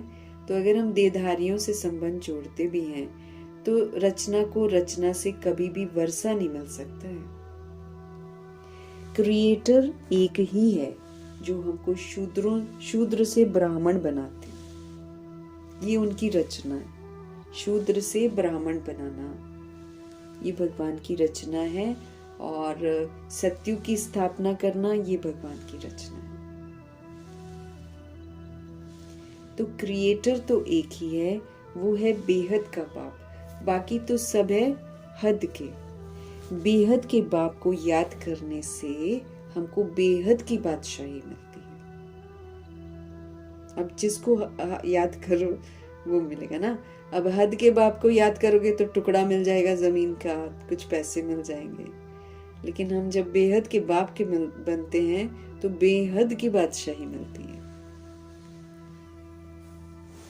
तो बच्चों को दिल अंदर समझना चाहिए कि हमारे लिए बाबा नई दुनिया स्वर्ग की स्थापना कर रहे हैं। ड्रामा प्लान अनुसार स्वर्ग की स्थापना हो रही है। वहां जाने के लिए फिर हमको क्वालिफाई करना है। तुम जानते हो सतयुग अब आने वाला है। सतयुग में होता ही है सदा सुख, हमेशा सुख है वहां। वो कैसे मिलता है? बाप अभी बैठकर हमको समझा रहे हैं कि माँ में कम याद करो तो तुमको बेहद का सुख मिलेगा। तो हमारी जीवन में सुख है, दुख है, हम खुद खरीदते हैं। कितना सुख है हमको खरीदना है, कमाना है यहाँ पर। तो बाबा कहते हैं कैसे मिलता है वो सदा का सुख? बाबा कहते हैं माँ में कम याद करो। जब हम बाबा को याद करेंगे हमारी बुद्धि सही विधि से कार्य करेगी। जब वो सही विधि से कार्य करेगी तो हमको फिर सब कुछ मिलेगा। बाबा कहते हैं मैं एवर प्योर हूं, मैं हमेशा प्योर हूं। मैं कभी मनुष्य तन लेता ही नहीं। जो सोल मनुष्य तन लेती है वो प्योर होती है, लेकिन फिर वो इम्प्योर भी बनती है। लेकिन ब्रह्मा शिव बाबा जी अपने लिए बॉडी लेते हैं। तो मैं कभी मनुष्य तन नहीं लेता हूँ, न मैं दैवी तन लेता हूँ, न मैं मनुष्य का तन लेता हूँ। अर्थात मैं जन्म मरण में आता ही नहीं हूँ। सिर्फ तुम बच्चों को स्वर्ग की बादशाही देने के लिए जब ये 60 वर्ष की वानप्रस्थ अवस्था में होते हैं तब इनके तन में आता हूँ। तो एक जमाना हुआ करता था द्वापर युग में, जब लोग 60 वर्ष बॉडी हो जाती थी तो उस समय वो लोग 100 वर्ष की आयु होती थी उन लोगों की द्वापर में। तो वो 60 बॉडी हो जाता था ना, फिर उसके बाद 40 बॉडी तक आत्माएं जो थी भगवान के साथ जुड़ती थी। भगवान के साथ वो घर के जिम्मेवारियों से अपने आप को डिटैच कर लेती थी। आजकल तो इंटरफेरेंस बहुत है, लेकिन पहले इंटरफेरेंस नहीं होता था।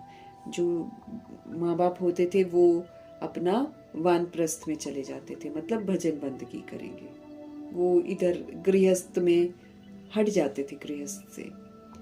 अभी तो नहीं होता ना, अभी नहीं होता। अभी फिर गृहस्थ में ही रहते हैं, बच्चों को ही देखते रहते हैं, फिर वो देखो अपना पुरुषार्थ का वेला तो गया, है ना। तो इंसान आज के समय में अंत तक अपने घर गृहस्थ में ही जूझता रहता है, इसलिए देखो सबकी कितनी दुर्गति हो जाती है। अंत में जब खाली हाथ जाता है फिर सोचता है अरे मैंने अपने लिए तो कुछ किया ही नहीं।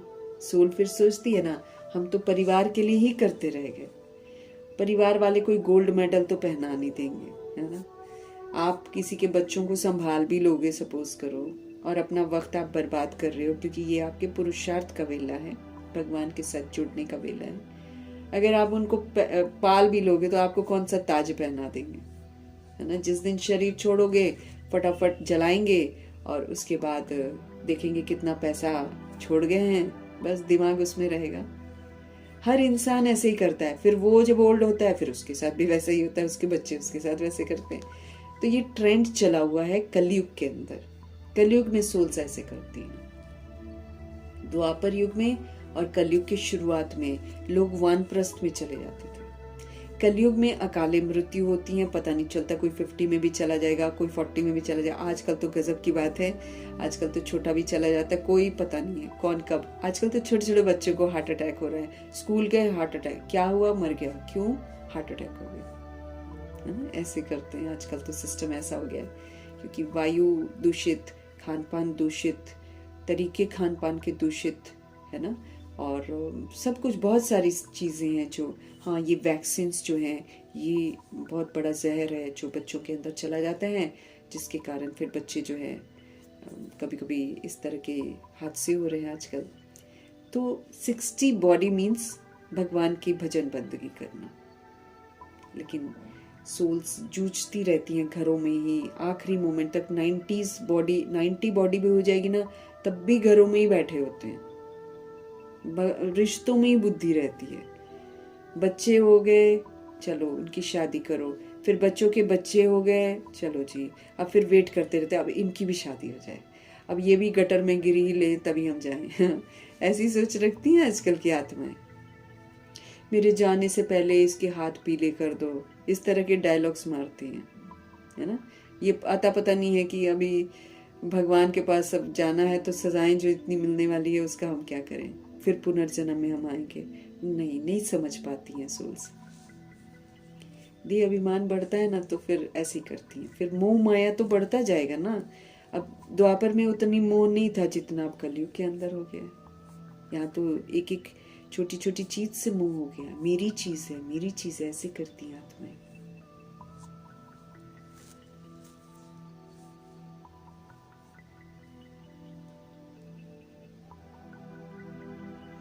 बाबा कहते जब ये 60 वर्ष की वानप्रस्थ अवस्था में आ जाते हैं ना, तब मैं इनके तन में आता हूँ। यही पूरा सतो प्रधान से तमो प्रधान बना है।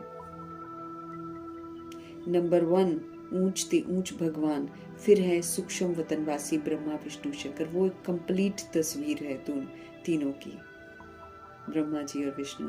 और ब्रह्मा जी नीचे जो प्रजापिता ब्रह्मा थे उनको ये लक्ष्य दिया गया था, आपको ऐसा बनना है, जिसका साक्षात्कार होता है। सूक्ष्म वतन बीच का है ना, जहाँ शरीर नहीं हो सकते हैं, ये हड्डी मांस नहीं होता है, वहां पे आकारी शरीर होते हैं, शैडो बस एक, तो वो लाइट होता है एकदम। तो बाबा क्या बोल रहे हैं कि जहाँ शरीर नहीं हो सकते हैं सूक्ष्म वतन में, सूक्ष्म शरीर सिर्फ दिव्य दृष्टि से देखा जाता है। मनुष्य सृष्टि तो यहाँ पर होती है, बाकी वो तो सिर्फ साक्षात्कार के लिए फरिश्ते हैं। तुम बच्चे भी अंत में जब बिल्कुल पवित्र हो जाते हो तो तुम्हारा भी साक्षात्कार होता है, भगवान जी कराते हैं। हम लोग को पता नहीं चलेगा, जो सोल बन जाएगी ना उसका बाबा साक्षात्कार कराते हैं। तुम बच्चे भी अंत में जब बिल्कुल पवित्र हो जाते हो तो तुम्हारा भी साक्षात्कार होता है। ऐसे फरिश्ते बन फिर सतयुग में यहाँ ही आकर स्वर्ग के मालिक बनेंगे। जो यहाँ फरिश्ता बन जाएगा संगम युग में, कर्मयोगी फरिश्ते की सारी विशेषता धारण करके, वो फिर सतयुग में स्वर्ग में 111 में आएगा।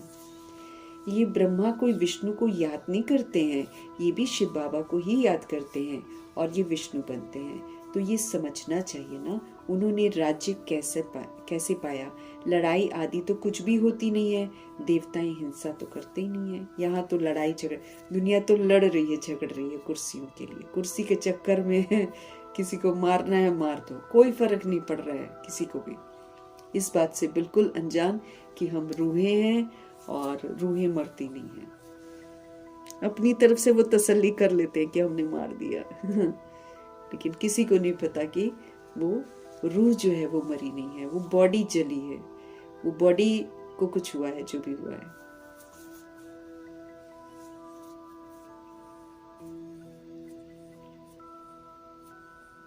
अभी तुम बच्चे बाप को याद करके राजाई लेते हो, कोई माने न माने।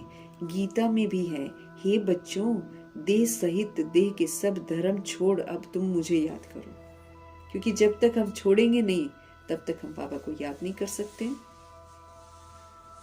चाहे अपनी देह है, चाहे संबंधों की देह है, चाहे काम क्रोध लोभ मोह अहंकार है, ये जो धर्म हमने पराया यूज किया है, ये जब तक हम नहीं छोड़ेंगे तब तक तो हम भगवान को याद ही नहीं कर सकते।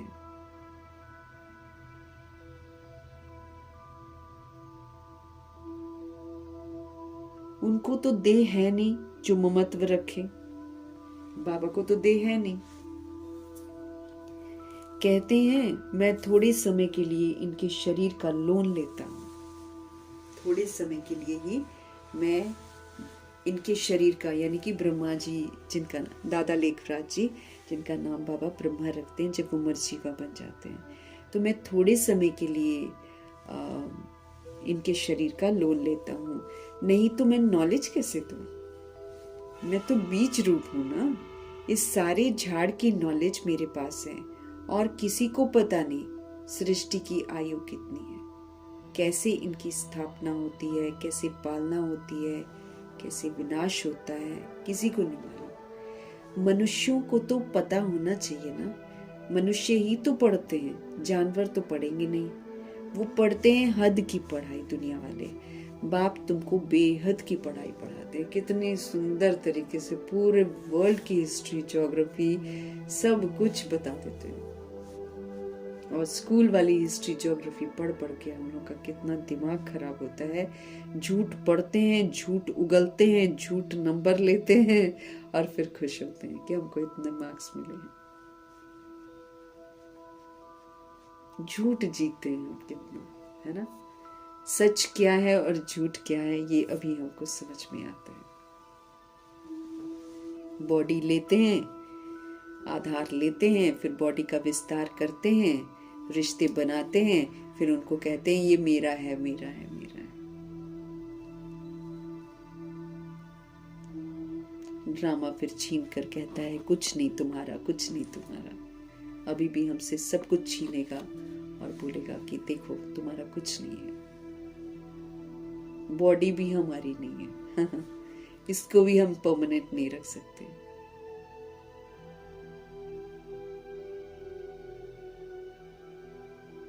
बाप तुमको बेहद की पढ़ाई पढ़ाते हैं, जिससे तुमको बेहद का मालिक बनाते हैं। तो ये समझाना चाहिए ना। अब सच्चा सच्चा शिव बाबा हमको सच्ची पढ़ाई पढ़ाते हैं, झूठा वाला रावण हमको झूठी पढ़ाई पढ़ाता है। हम झूठ झूठ रटते रहते हैं, थियोरम्स रटते हैं पता नहीं क्या क्या पढ़ते हैं और क्या क्या रटते हैं और क्या क्या लिखते हैं और नंबर लेते हैं और खुश होते हैं।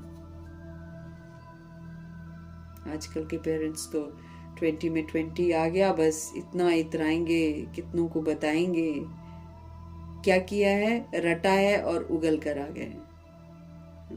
रटते हैं, वॉमिट करते हैं,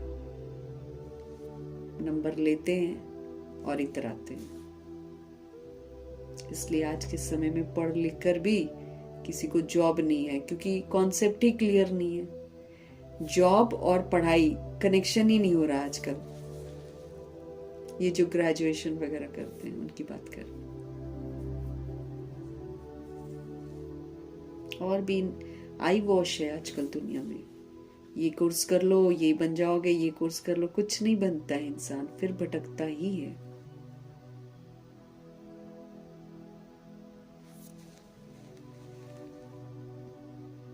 बाबा कहते हैं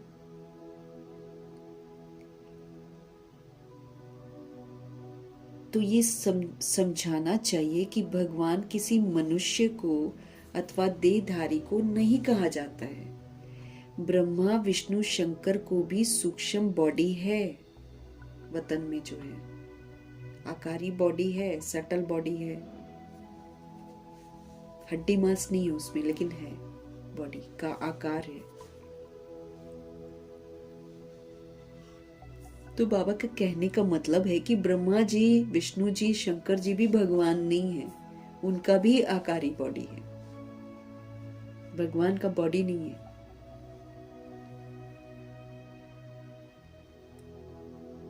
इन्हों का नाम ही अलग है, इनको भगवान नहीं कहा जाता है। ये शरीर तो इस दादा की आत्मा का तख्त था, अकाल तख्त है ना, तो अभी ये अकाल मूर्त बाप का तख्त हो गया है।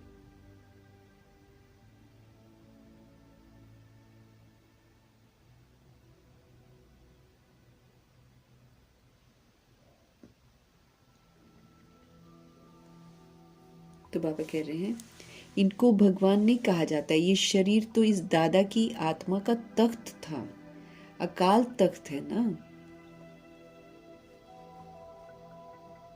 अभी ये अकाल मूर्त बाप का तख्त है। अमृतसर में भी एक अकाल तख्त है, बड़े बड़े जो होते हैं वहां अकाल तख्त पर जाकर बैठते हैं। अभी बाप समझाते हैं ये सब अकाल आत्माओं के तख्त हैं। ब्रिकुटी जो है अकाल आत्मा, जो आत्मा कभी मरती नहीं है, उसका तख्त है ब्रिकुटी। आत्मा अकाल है जिसको काल खा नहीं सकता है। आत्मा अकाल है जिसको काल कभी खा नहीं सकता है। बाकी तख्त वो तो बदलते ही रहते हैं। अकाल मूर्त आत्मा इस तख्त पर बैठती है।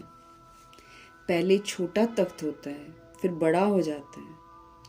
आत्मा एक शरीर छोड़कर दूसरा लेती है।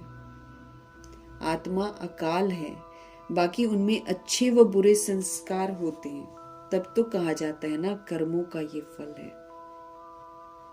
हमारे संस्कार हम बनाते हैं ना, फिर इसीलिए बाबा बोलते हैं, कहा जाता है कर्मों का ये फल है। आत्मा कभी विनाश नहीं होती है, आत्मा का बाप एक ही है, ये तो समझना चाहिए ना हमको। ये बाबा कोई शास्त्रों की बात थोड़ी सुनाते हैं, कहीं से कुछ पढ़कर सुनाते हैं क्या भगवान? गुलजार दादी में अव्यक्त बाप दादा आते तो गुलजार दादी के आगे कोई मुरली पड़ी होती है क्या? नहीं, बाबा कुछ पढ़कर कहीं से नहीं सुनाते हैं।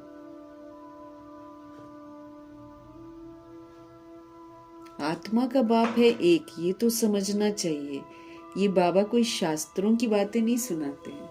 शास्त्र आदि पढ़ने से वापस तो कोई जा नहीं सकता। अभी तो ने सारे लोग शास्त्र पढ़ रहे हैं, कुछ कर पा रहे हैं, दुर्गति को पाए जा रहे हैं। खाली सुन सुन के सत सत सत सत करते रहते हैं, सुधार तो आता नहीं है, सब बिगड़ते ही चले जाते हैं। और देह अभिमान आने लग जाता है कि हमने शास्त्र पढ़े हैं। बाबा कहते शास्त्र आदि पढ़ने से वापस घर कोई जा नहीं सकते, पिछाड़ी में सब जाएंगे।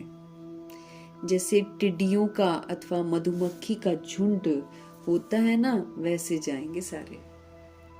अभी तो टिड्डियां भी बड़ी होती हैं, मधुमक्खी एकदम छोटी छोटी बिंदियां जाएंगी। जैसे बाबा ये बोल रहे हैं ना कि जैसे मधुमक्खी का झुंड जाता है ना, टिड्डियां भी आती हैं ना, जैसे इकट्ठी आती हैं बहुत, है ना। कहीं कहीं तूफान आता है इनका भी, टिड्डियों का भी, तो बाहर के देशों में तो ये जैसे आती है ना पूरा झुंड, बस ऐसे ही सोल्स भागेंगी यहाँ से। यहाँ तो रहने लायक होगा नहीं, भागेंगे सब। मधुमक्खियों की भी क्वीन होती है, उनके पिछाड़ी फिर सब जाते हैं। बाप भी जाएंगे तो उनके पिछाड़ी सभी आत्माएं जरूर जाएंगी। वहां मूल वतन में जैसे सब आत्माओं का मनारा है, छत्ता है, यहाँ फिर है मनुष्यों का झुंड। तो ये झुंड भी एक दिन भागना है। बाप आकर सब आत्माओं को ले जाते हैं। शिव की बारात कहा जाता है। बच्चे कहो अथवा सजनिया कहो।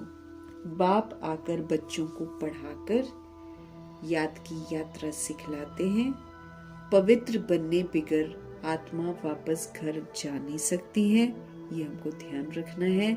और जब पवित्र बन जाएगी तब पहले पहले शांति धाम जाएगी, वहां जाकर सब निवास करते हैं। वहां से फिर धीरे धीरे जैसी उसकी रिकॉर्डिंग होगी, अगर सूर्यवंशी रिकॉर्डिंग होगी तो 111 में आ जाएगी, अगर उसके पीछे की होगी तो थोड़ा समय फिर ऊपर ही रहेगी, फिर जब रिकॉर्डिंग इमर्ज होगी फिर नीचे आएगी।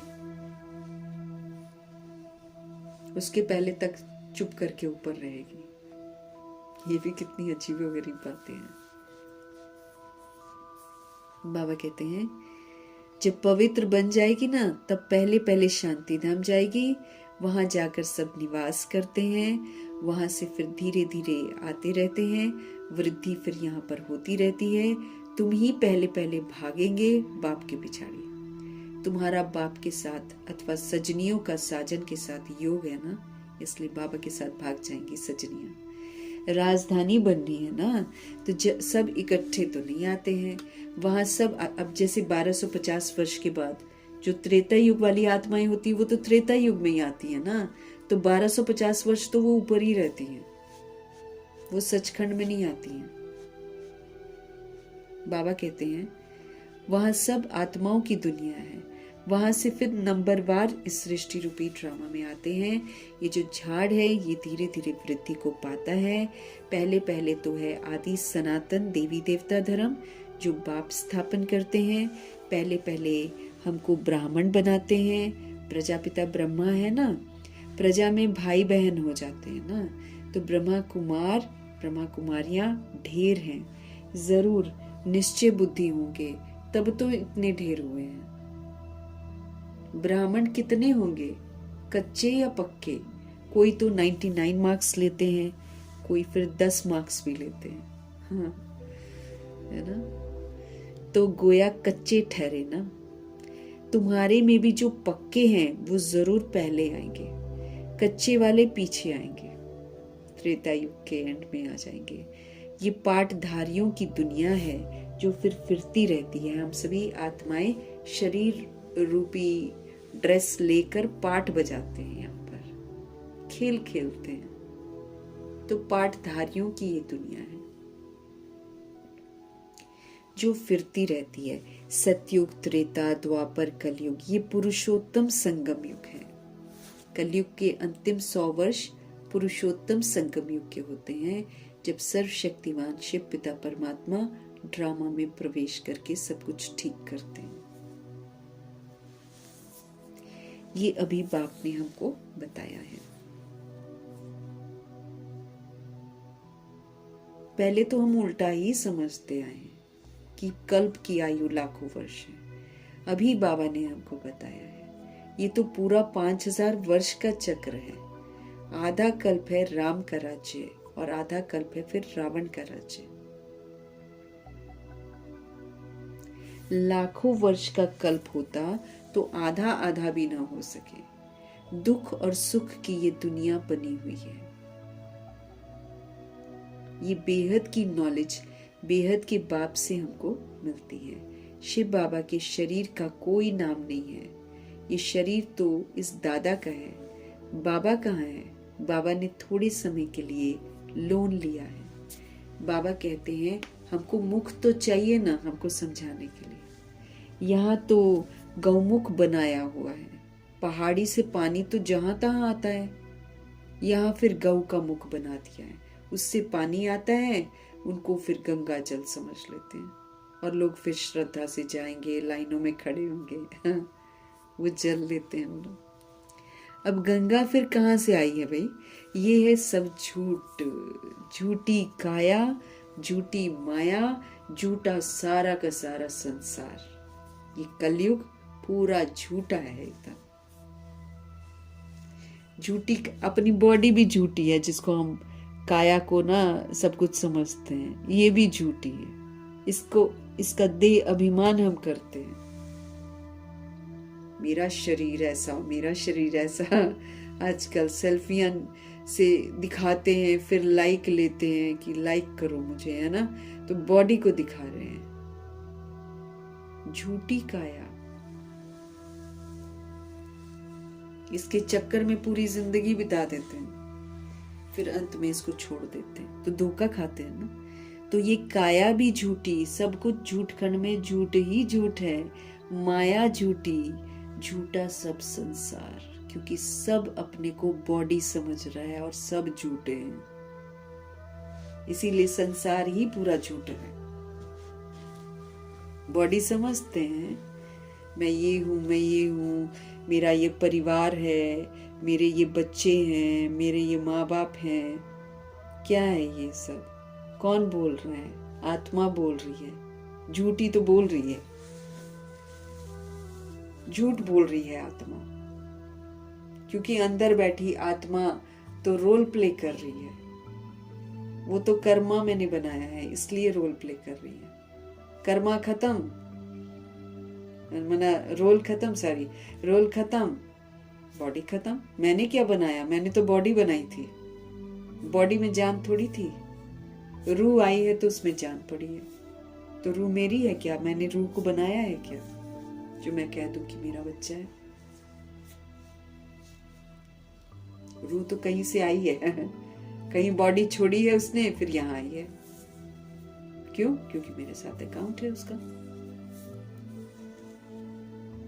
हर चीज झूठी है, सारा संसार ही झूठा है। सारा संसार अपने आप को बॉडी समझता है, सारा संसार मोह माया में घुसा हुआ है। हमने तुमको पाला, हमने तुमको पढ़ाया, हमने तुमको लिखाया, हमने ये किया, फिर कितना इतरा कर दूसरों को बोलते हैं हमारे बच्चे यहाँ जाते हैं, हमारे बच्चे ये बने हैं, वो बने, कितने लोग, हमारा बच्चा विदेश गया है, ऐसे ऐसे इतराते हैं। बच्चे पूछते भी नहीं है कई बच्चे पूछते भी नहीं है, अकाउंट्स हैं खाली हमारे ये। सारा संसार झूठा है, क्योंकि सारा संसार देह के अभिमान में है, और देह सबसे पहले तो देह ही झूठी है, मर जाती है ये तो।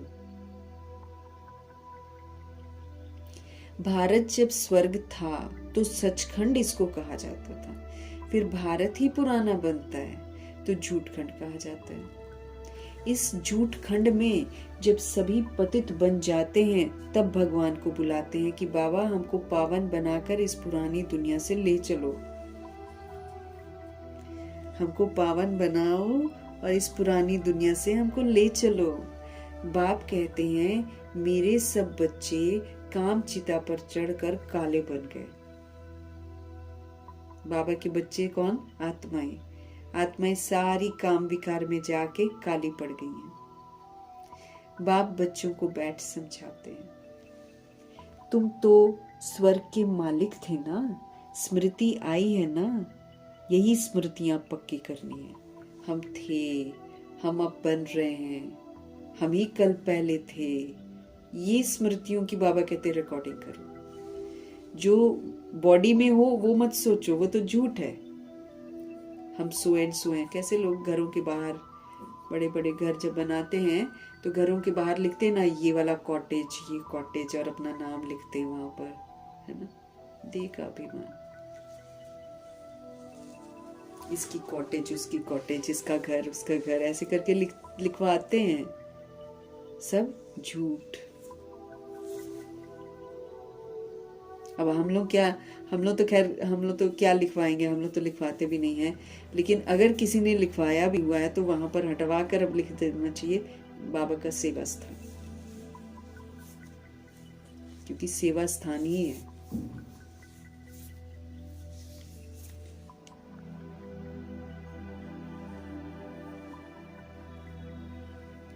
इस दुनिया को कहा जाता है, बाबा क्या बोल रहे हैं हमको, हाँ, स्मृति आई है ना, बच्चों को समझाते हैं, सारी दुनिया को नहीं समझाते हैं भगवान, क्योंकि दुनिया सुनती नहीं है और ना सुनेगी, तो भगवान जी सबको नहीं समझाते हैं। जो बच्चा बनता है ना उसी को समझाते हैं। तुमको ही समझाते हैं तो मालूम पड़े कि हमारा बाप कौन है।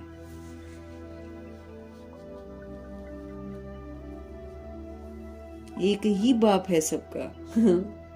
और 63 जन्म हमने देह अभिमान में लेकर 63 बाप बनाए।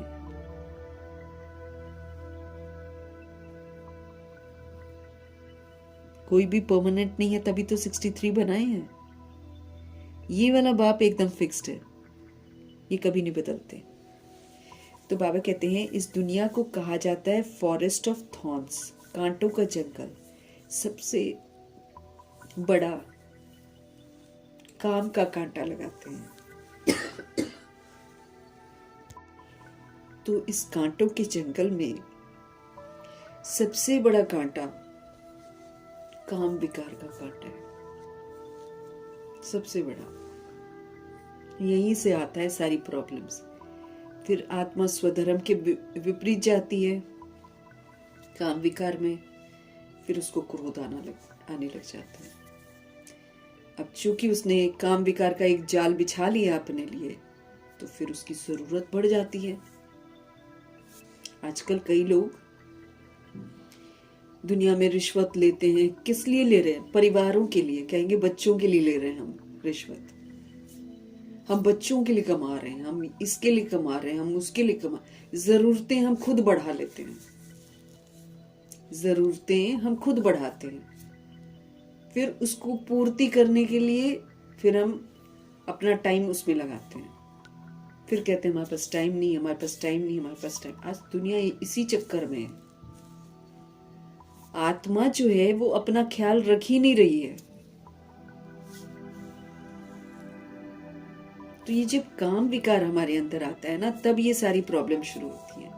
जरूरतें बढ़ जाती हैं, फिर लोभ बढ़ जाता है, फिर बंधन वाले परिवार की वृद्धि करते हैं, फिर हमारा मोह पड़ जाता है उसमें।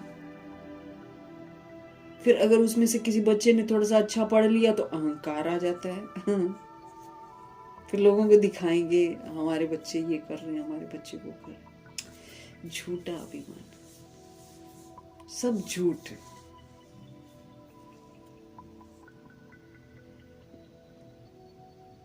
तो सबसे बड़ा कांटा ये काम विकार है। यहां से फिर आती है सारी की सारी बीमारियां।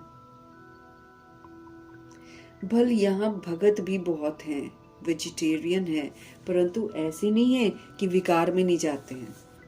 अब आजकल के पंडित देख लो, कितने खतरनाक पंडित और सन्यासी हो गए हैं आजकल। मंदिरों में भी कुकर्म कर लेते हैं। कोई आता है पूजा करने, पसंद आ गया तो उसके साथ कुकर्म कर रहे हैं।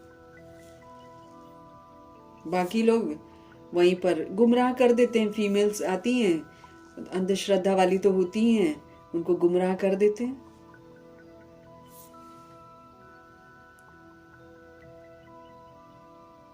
या फिर मंदिरों में शादियां भी हो रही हैं, परिवार भी बन रहे हैं उनके, सब कुछ हो रहा है। इसलिए बाबा बोलते हैं कि कुछ लोग भगत होते हैं, चलो वेजिटेरियन भी होते हैं, परंतु ऐसे नहीं है कि विकार में नहीं जाते हैं। ऐसे तो बहुत बाल ब्रह्मचारी भी रहते हैं, छोटेपन से ही कब छीछी खाना आदि नहीं खाते हैं। सन्यासी भी कहते हैं निर्विकारी बनो, वो हद का सन्यास है। वो हद का सन्यास मनुष्य कराते हैं। दूसरे जन्म में फिर गृहस्थी के पास जन्म लेते हैं, क्योंकि वो गृहस्थियां सिखाते हैं।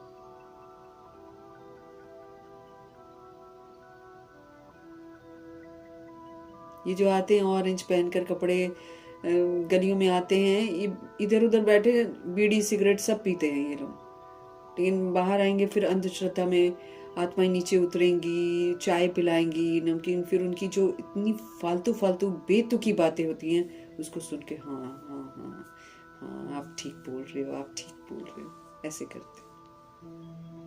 वो भी मजे लेते हैं। सारे जितने अखाड़े बनाकर बैठे हैं, वो कहते सबसे अच्छा बिजनेस है ये, पब्लिक को उल्लू बनाना। सबसे अच्छा बैठे बिठाए सब कुछ करे मिलेगा, कोई कमाने की जरूरत नहीं। सब अनपढ़ गवार बड़े बड़े अखाड़े बनाकर बैठे हैं।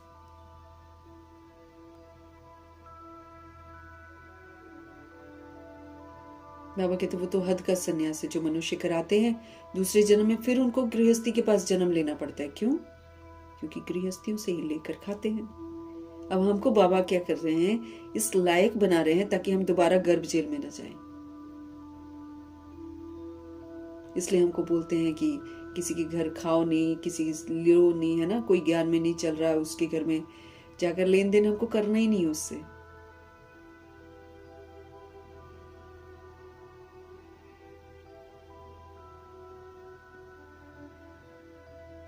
तो दूसरे जन्म में फिर गृहस्थी के पास जन्म लेकर फिर घर बार छोड़कर चले जाते हैं। सतयुग में ये श्री कृष्ण आदि देवताएं कभी घर बार छोड़ते हैं क्या? नहीं।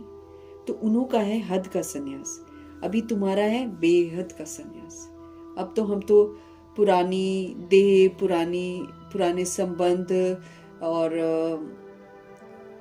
देह के धर्म, पुराना स्वभाव संस्कार सब छोड़ना है। पुरानी दुनिया, पूरा वैराग, कहीं इंटरेस्ट नहीं, कहीं पर कोई आकर्षण नहीं।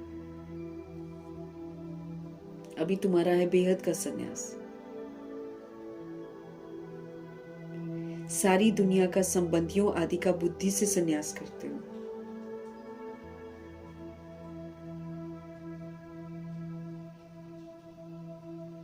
तुम्हारे लिए अब स्वर्ग की स्थापना हो रही है, तुम्हारी बुद्धि स्वर्ग तरफ ही जाएगी। तो शिव बाबा को ही याद करना है। बेहद का बाप कहते हैं मुझे याद करो। मन मना भव, मन को अब मेरे में लगाओ। मध्याजी भव, विष्णुपुरी के लिए पुरुषार्थ करो। तो तुम देवता बन जाएंगे। ये वही गीता का एपिसोड चल रहा है। संगम युग भी है, मैं संगम पर ही सुनाता हूं। राजयोग जरूर आगे जन्म में संगम पर ही सीखे होंगे। ये सृष्टि बदलती है ना, तो तुम पतित से पावन बन जाते हो।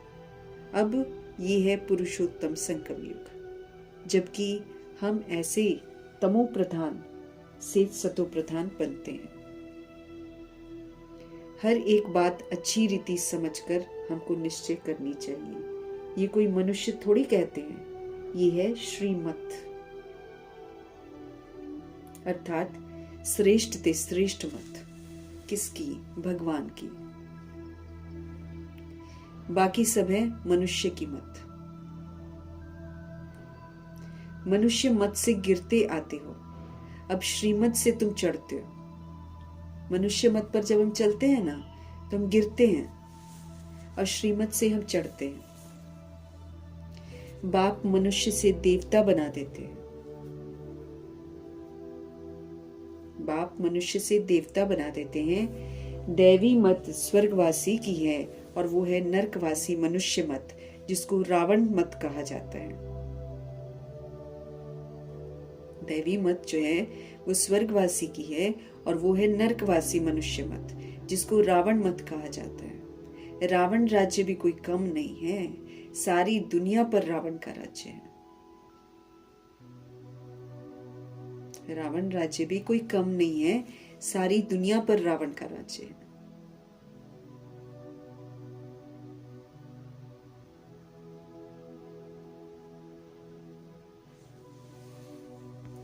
ये बेहद की लंका है, ये बेहद की लंका है जिस पर रावण का राज्य है। फिर देवताओं का पवित्र राज्य होगा, वहां बहुत सुख होता है। स्वर्ग की कितनी महिमा है, कहते भी हैं स्वर्ग पधारा। तो जरूर नरक में था ना, बाबा कहते हैं। हेल से गया तो जरूर फिर हेल में ही आएगा ना। स्वर्ग अभी है कहाँ जो कि स्वर्ग में आ जाएगा।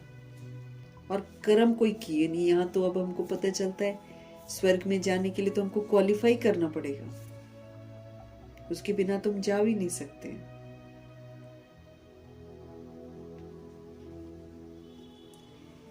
ये बातें कोई शास्त्रों में नहीं है जो बाबा बताते हैं। अभी बाप तुम्हें सारी नॉलेज देते हैं, बैटरी भरती है, माया फिर बार बार हमारा लिंक तोड़ देती है। लेकिन फिर हमको बार बार लिंक जोड़ना है, ये नहीं कि हार खा जानी है। वो तो तोड़ेगी, कभी इधर ले जाएगी दिमाग, कभी उधर ले जाएगी दिमाग। हमको फिर प्रभु के साथ जोड़ना है अपने आप को, कभी भी प्रभु से विस्मृत नहीं होना है, माया को जीतने नहीं देना है, भले कितनी भी मर्जी कोशिश करे। अच्छा, मीठे मीठे सिकिलते बच्चों प्रति माता पिता बाप दादा का याद प्यार और गुड मॉर्निंग। रूहानी बाप की रूहानी बच्चों को नमस्ते। हम रूहानी बच्चों की भी रूहानी बाप को दिल से, जान से, सिख से, प्रेम से, अदब से, पूरे रिस्पेक्ट से, पूरे रिगार्ड से प्यार भरी, प्रेम भरी, मोहब्बत भरी, स्नेह भरी नमस्ते भी और तहे तहे दिल से मीठे परमात्मा जी का धन्यवाद भी। धारणा के लिए मुख्य सार, मन वचन कर्म से हमको पवित्र बनना है। मन निराकारी, वचन निरअहंकारी और कर्म निर्विकारी। इस विधि से हमको पवित्र बनकर आत्मा रूपी बैटरी को चार्ज करना है। हमको पक्का ब्राह्मण बनना है, कच्चा ब्राह्मण नहीं, है ना, क्योंकि ब्राह्मण भी तो नामधारी ब्राह्मण है ना, कथा सुनाने वाले ब्राह्मण है। इन नामधारी ब्राह्मण बस बी के नाम मिल गया बस, बाकी कोई धारणा नहीं। नामधारी ब्राह्मण, कथा सुनाने वाला ब्राह्मण, खाली मुरली सुना दी। अच्छा, फिर खाने वाला ब्राह्मण, एक है कलेक्शन करने वाला ब्राह्मण, एक है पुष्करणी ब्राह्मण, जैसे दादियाँ, ब्रह्मा जी, सरस्वती जी, ये लोग हैं पुष्करणी ब्राह्मण। ये हैं सच्चे ब्राह्मण, पक्के ब्राह्मण। हमको ऐसा बनना है, जैसे ये लोग हैं ना, वैसा बनना है। हमको नाम वाला नहीं बनना है, हमको कथा सुनाने वाला भी नहीं बनना है, खाने वाला ब्राह्मण भी नहीं बनना है, और वो भी नहीं बनना, क्या कहते हैं, कलेक्शन वाला, वो तो करना ही नहीं है। खैर, मैंने क्या बोला था कि अगर आप संकल्प बोल कर्म से मुझे समर्पण कर देते हो, है ना, कि बाबा मेरा संकल्प बोल कर्म सब आपको समर्पण है, अब आप जैसे चाहो वैसे ही करवाओ। एक बार जो सोल ऐसे कह देती है, फिर उसमें लिखा हुआ था अव्यक्त संदेश में कि बाप दादा बिल्कुल जैसे करवाना होता है ना, वैसे ही संकल्प करवाएंगे, वैसे ही बोल बुलवाएंगे, वैसे ही कर्म करवाएंगे। सौंप कर देखो तो सही, बाबा कहते हैं। हमको बहुत ध्यान देना है, बहुत ध्यान है। कई बार बच्चे बोल देते ना कि वो लोग भी तो खा रहे हैं, हमने खा लिया तो क्या हुआ, ऐसा बोलते ना। लेकिन बाबा ने हमको कसौटी क्या दी है, ब्रह्मा जी, उनको देखना है। वो क्या खाते थे, वो कैसे संकल्प करते थे, वो कैसे बोल बोलते थे, वो कैसे कर्म करते थे, वो कैसे सादगी से रहते थे, कैसे साधनों का आधार वो नहीं लेते थे, है ना। ज्यादा से ज्यादा देखो, कहीं भी उन्होंने कोई आधार ही नहीं लिया है। तो हमको भी इतना धीरे धीरे सूक्ष्म हो जाना है। एक बैग तो नहीं हो पाते हैं, लेकिन धीरे धीरे हमको भी सूक्ष्म हो जाना है।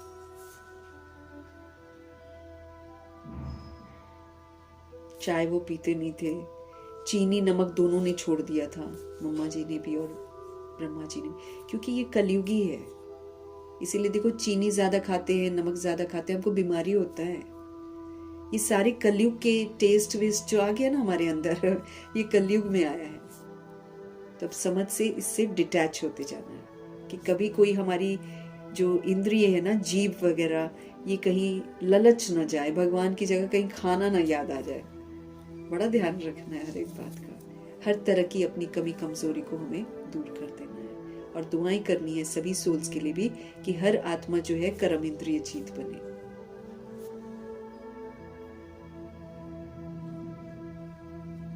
तो मन वचन कर्म से पवित्र बनकर आत्मा रूपी बैटरी को चार्ज करना है। हमको पक्का ब्राह्मण बनना है, जैसे ब्रह्मा जी थे।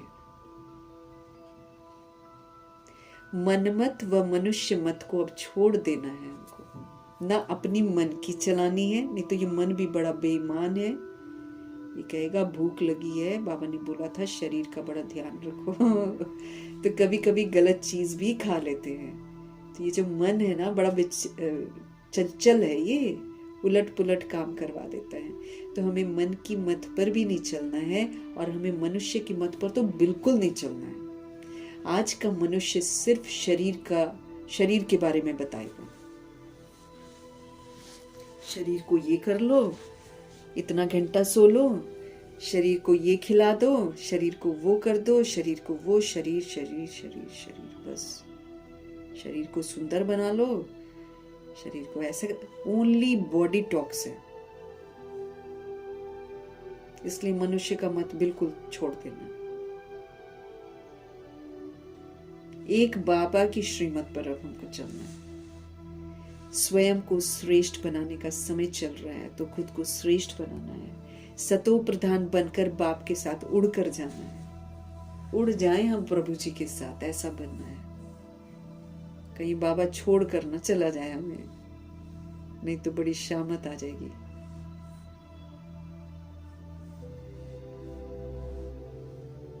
सतगुरु जी का वरदान।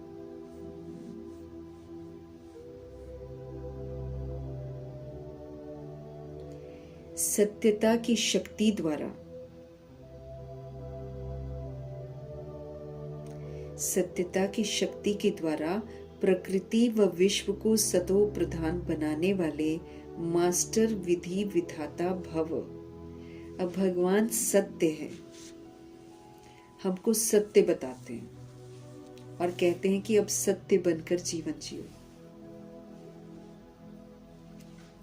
तो ये सत्यता की जो पावर है, इससे प्रकृति व विश्व को सतो प्रधान बनाना है। सत्यता की पावर क्या है? सतोगुणी आत्मा हूं मैं, सतयुगी देव आत्मा हूं मैं, विघ्न विनाशक हूं मैं, विश्व कल्याणकारी हूं मैं, शांत स्वरूप, सुख स्वरूप, प्रेम स्वरूप हूं मैं। तो ये सारा जो कॉन्सेप्ट है, ये सत्यता की पावर है। इस सत्यता की पावर में रहते हुए, है ना, मैं संपूर्ण पवित्र आत्मा हूं। सत्यता की शक्ति है, तो संपूर्ण पवित्र आत्मा की स्मृति से समर्थ बनकर प्रकृति को और विश्व को सतो प्रधान बनाना है। हम खुद बनेंगे तो बनाएंगे ना। सत्यता की शक्ति यही है कि हम सब सतो प्रधान थे, अब हमको फिर से सतो प्रधान बनना है। बनेंगे तो पूरी प्रकृति को, पूरे विश्व को सतो प्रधान बना देंगे। अब जितने उल्टे सीधे काम कर रहे हैं ना, सभी आत्माएं अच्छी हो जाएंगी। होना ही है, क्योंकि वापस घर उसके बिना तो जा नहीं सकती हैं। भले कुछ भी कर रही हैं देह अभिमान में, लेकिन पवित्र बनकर ही वापस घर जाएंगी। उसके लिए बाबा ने हमको जवाबदारी दे रखी है कि तुम बदले तो जग बदला है, तुम गंदे हुए हो तो जग गंदा हुआ है। अब तुम अच्छे बन जाओ, वो लोग अच्छे बन जाएंगे। तो सत्यता की शक्ति, यानी कि जो सत्य स्मृतियां बाबा दिला रहे हैं, उन सत्य स्मृतियों में रहकर प्रकृति और विश्व को सतो प्रधान बनाना है। मास्टर विधि विधाता भव का वरदान प्राप्त करना है।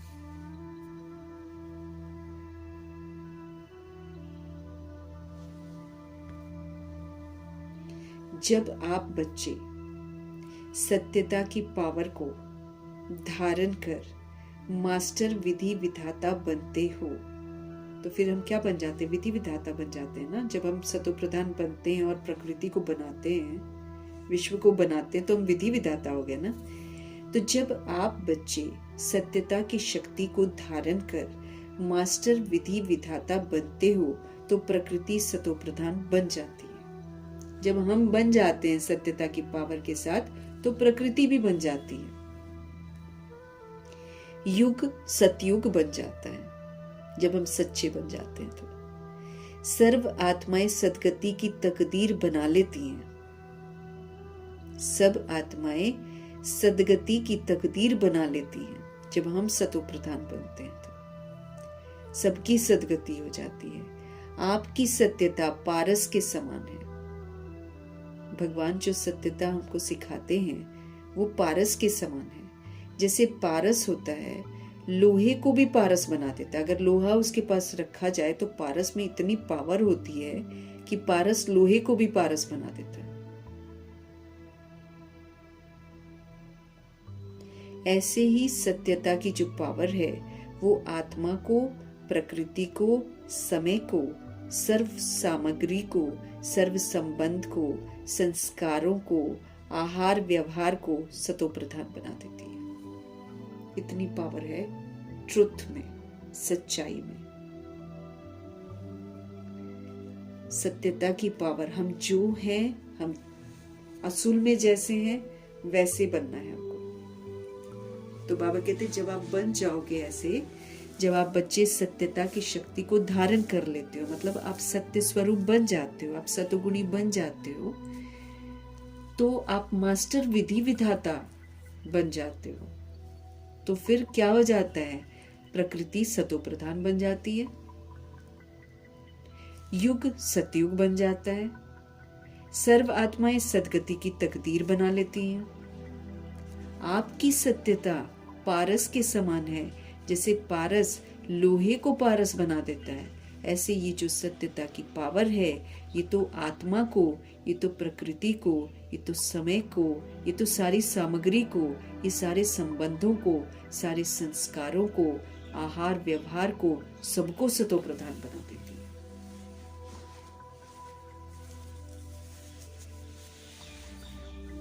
अगर हम बाबा द्वारा बताए हुए सत्य स्मृतियों को जीवन में धारण करके उसी सत्य स्वरूप में अगर हम पाठ बजाते हैं तो हम तो पारस बन जाते हैं। फिर लोहा भी हमारे पास आएगा तो वो भी पारस बन जाएगा। सत्यता की पावर हमारे पास होगी तो आत्मा को सतो प्रधान बना देंगे, प्रकृति को सतो प्रधान बना देती है सत्यता की शक्ति।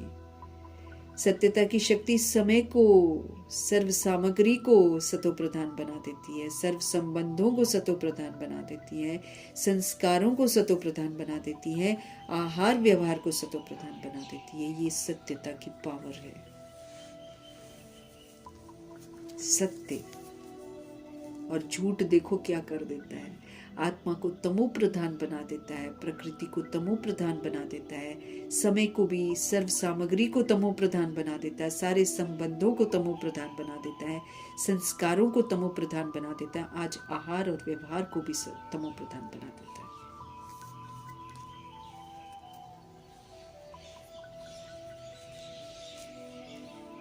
हमारा आहार भी गंदा हो जाता है। फिर जब आहार हमारा गंदा होता है तो हमारा व्यवहार भी गंदा होता है। अब हम बहुत कुछ ऐसा खाते हैं जिसकी वजह से हमारा दिमाग खराब होता है, है ना।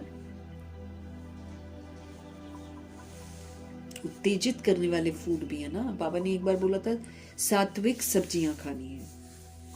तो अभी कलयुग में तो बहुत नए नए टाइप की सब्जियां आ गई हैं, लेकिन सात्विक सब्जियां, जिस सब्जी को देखकर बच्चे नाक मुंह सिकोड़ते हैं ना, वही सात्विक सब्जी है। घिया तोरी टिंडा को देखकर लोग भागते हैं, यही है सात्विक सब्जियां। कहाँ मैंने पढ़ा था, घिया खाने वाली सोल जो है वो पवित्र रहती है, घिया पवित्र बनाता है। सात्विक सब्जियां हैं ये।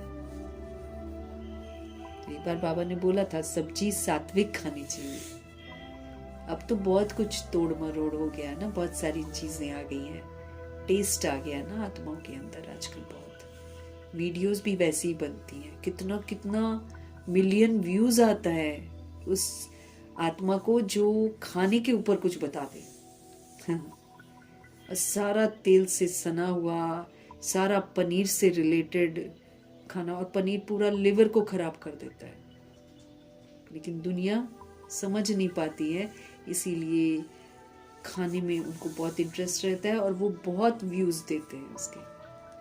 कितने कितने मिलियन व्यूज के लिए धन्यवाद करती है वो। एक दो आत्माएं हैं, चलते फिरते मैं देखती हूँ, ऐसे तो ये नहीं देखती हूँ कि हाँ वो कैसे बना रही है वो, लेकिन चलते चलते जैसे बाबा का कोई ढूंढती हूँ ना, तो दिख जाता है so many views, thank you so much ऐसे लिखा होता है। खाने की दीवानी है आत्माएं। स्लोगन, योगी आत्माएं वो हैं जिन्हें प्रकृति की हलचल भी आकर्षित न करे। पवित्र भव, योगी भव। जिस दिन ये वरदान हम फलीभूत कर लेंगे, सारा डर खत्म हो जाए। चाहे पांचों तत्व हमला कर जाएं, योगी आत्मा नहीं हिलेगी।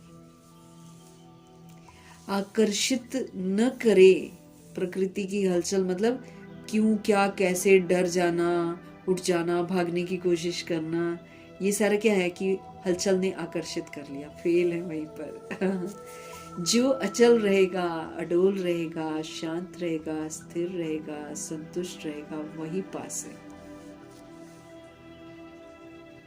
जहां हमने क्यों, क्या, कैसे किया, मतलब हम हलचल में आ गए, हलचल मतलब फेल। तो जो योगी सोल होगी, इसने बाबा के साथ योग लगाकर अपनी कर्म इंद्रियों को जीत लिया होगा, वो सोल प्रकृति की हलचल में कभी भी आकर्षित नहीं होगी, भयभीत नहीं होगी, प्रभावित नहीं होगी, स्टिल रहेगी, शांत रहेगी, स्थिर रहेगी। तब समझा जाएगा, तब उसको मिल जाएगा टाइटल योगी का। मतलब हलचल में भी वो बाबा की यादों में रहेगी। उसके योग को प्रकृति की हलचल खंडित नहीं करेगी। अव्यक्त इशारे हमको रोज मिल रहे हैं, क्योंकि अशरीरी हमको बनना है, हमको वापस घर जाना है। इसलिए भगवान हमको बार बार बोल रहे हैं, बंधनों से अपने आप को मुक्त कर लो, और मुक्त करके जीवन मुक्त स्थिति जो होती है उसका अनुभव कर लो।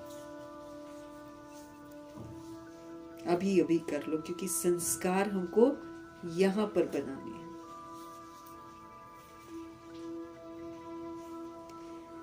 स्वदर्शन चक्रधारी, स्वछत्रधारी बनो, तो देह की स्मृति के अनेक व्यर्थ संकल्पों के चक्र से, लौकिक और अलौकिक संबंधों के चक्र से, अपने अनेक जन्मों के स्वभाव और संस्कारों के चक्र से, और प्रकृति के अनेक प्रकार की आकर्षण के चक्र से जब मुक्त हो जाएंगे, तब अन्य आत्माओं को भी बाप से प्राप्त हुई शक्तियों के द्वारा अनेक चक्रों से सहज ही छुड़ाकर जीवन मुक्त बना सकेंगे।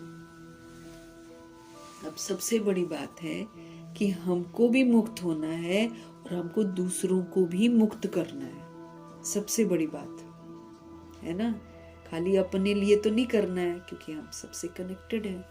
तो भगवान जी क्या बोल रहे हैं, स्वदर्शन चक्रधारी, जिसने स्व का दर्शन करके अच्छे से समझ लिया है अपने पाठ को, अपने 5 स्वरूपों को, और अपनी अनादि आदि विशेषताओं का जिसने दर्शन कर लिया है, सतोगुणी सतयुगी स्वरूप का जिसने दर्शन कर लिया है, वो स्वदर्शन चक्रधारी है। तो जो स्वदर्शन चक्रधारी है, सो छत्रधारी है। उसके सिर पर फिर छत्र रहता है ना, प्रोटेक्शन। तो बाबा कहते स्वदर्शन चक्रधारी सो छत्रधारी बनो, तो देह की जो स्मृति है कि मैं बॉडी हूं, और उसके अनेक वेस्ट संकल्प के चक्र जो हैं, क्योंकि जहां बॉडी है वहां वेस्ट संकल्प शुरू, वहां लौकिक और अलौकिक संबंधों का चक्र भी आ जाता है। वहां फिर हमारे अनेक जन्मों के जो स्वभाव हैं, संस्कार हैं, उसका भी चक्र आ जाता है। फिर प्रकृति के अनेक प्रकार की जो हमको आकर्षण होती है, उसका चक्र। इन सारे चक्रों से हम मुक्त हो जाएंगे, और जब हम मुक्त हो जाएंगे, तब दूसरी सोल्स को भी बाप से जो प्राप्त हुई शक्तियां हैं, उन शक्तियों के द्वारा उनको भी अनेक चक्रों से सहज छुड़ाकर उनको भी जीवन मुक्त बना सकेंगे। सब प्रैक्टिकल धारणा से कर सकते हैं। स्वदर्शन चक्रधारी सो छत्रधारी बन जाओ, बाबा कहते हैं। आत्मा का दर्शन हो गया ना, अनादि आदि, तो देह की स्मृति से विस्मृत हो जाएंगे। तो ये जो देह की स्मृति के अनेक व्यर्थ संकल्पों के जो चक्कर हैं, लौकिक और अलौकिक संबंध के जो चक्र हैं, अपने अनेक जन्मों का जो स्वभाव संस्कार का चक्र है, प्रकृति के अनेक प्रकार के आकर्षण का जो चक्र है, जब हम इससे मुक्त हो जाएंगे, तब अन्य आत्माओं को भी बाप से जो प्राप्त हुई शक्तियां हैं, उसके द्वारा अनेक चक्रों से सहज ही छुड़ाकर उनको भी जीवन मुक्त बना सकेंगे। पहले तो हम चक्कर से छूटे, कैसे? स्वदर्शन चक्रधारी सो छत्रधारी बनकर। अगर हम स्वदर्शन चक्रधारी हैं तो हमारे ऊपर परमपिता परमात्मा की छत्र छाया है। जब हम ये प्रैक्टिकल में बनेंगे, आत्मा समझेंगे, आत्मा के दर्शन को समझेंगे, तो ये जो स्मृतियां हैं, ये जो चक्कर हैं झूठे, इन सारे चक्रों से छूट जाएंगे। बॉडी नहीं है हम, तो व्यर्थ चक्र भी नहीं है संकल्पों का, लौकिक भी नहीं है, फिर तो कोई अलौकिक भी नहीं है, फिर स्वभाव संस्कार भी नहीं है, फिर प्रकृति का कोई आकर्षण भी नहीं है। हो गया ना बंधन मुक्त। तो जो इस विधि से बंधन मुक्त होते हैं, वही फिर सोल्स को भी, दूसरी सोल्स को भी अपनी जो पावर है, बाबा से जो मिली हुई पावर्स हैं, उन पावर्स के साथ अनेक चक्रों से सहज ही छुड़ाकर जीवन मुक्त बना सकेंगे।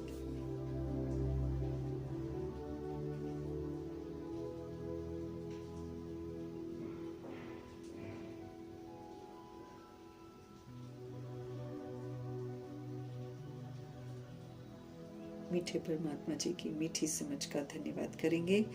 ब्रह्मा माँ का धन्यवाद, जगदम्बा माँ का धन्यवाद, गुलजार दादी जी का धन्यवाद, अष्टरत्नों का धन्यवाद, नवग्रहों का धन्यवाद, एडवांस पार्टी की सारी सोल्स का धन्यवाद, बची हुई जितनी भी आत्माएं हैं सबका धन्यवाद, 5 तत्वों का धन्यवाद, ड्रामा का धन्यवाद, प्रकृति का धन्यवाद, माया का धन्यवाद, यमदूत का धन्यवाद, करोड़ों की आबादी का धन्यवाद,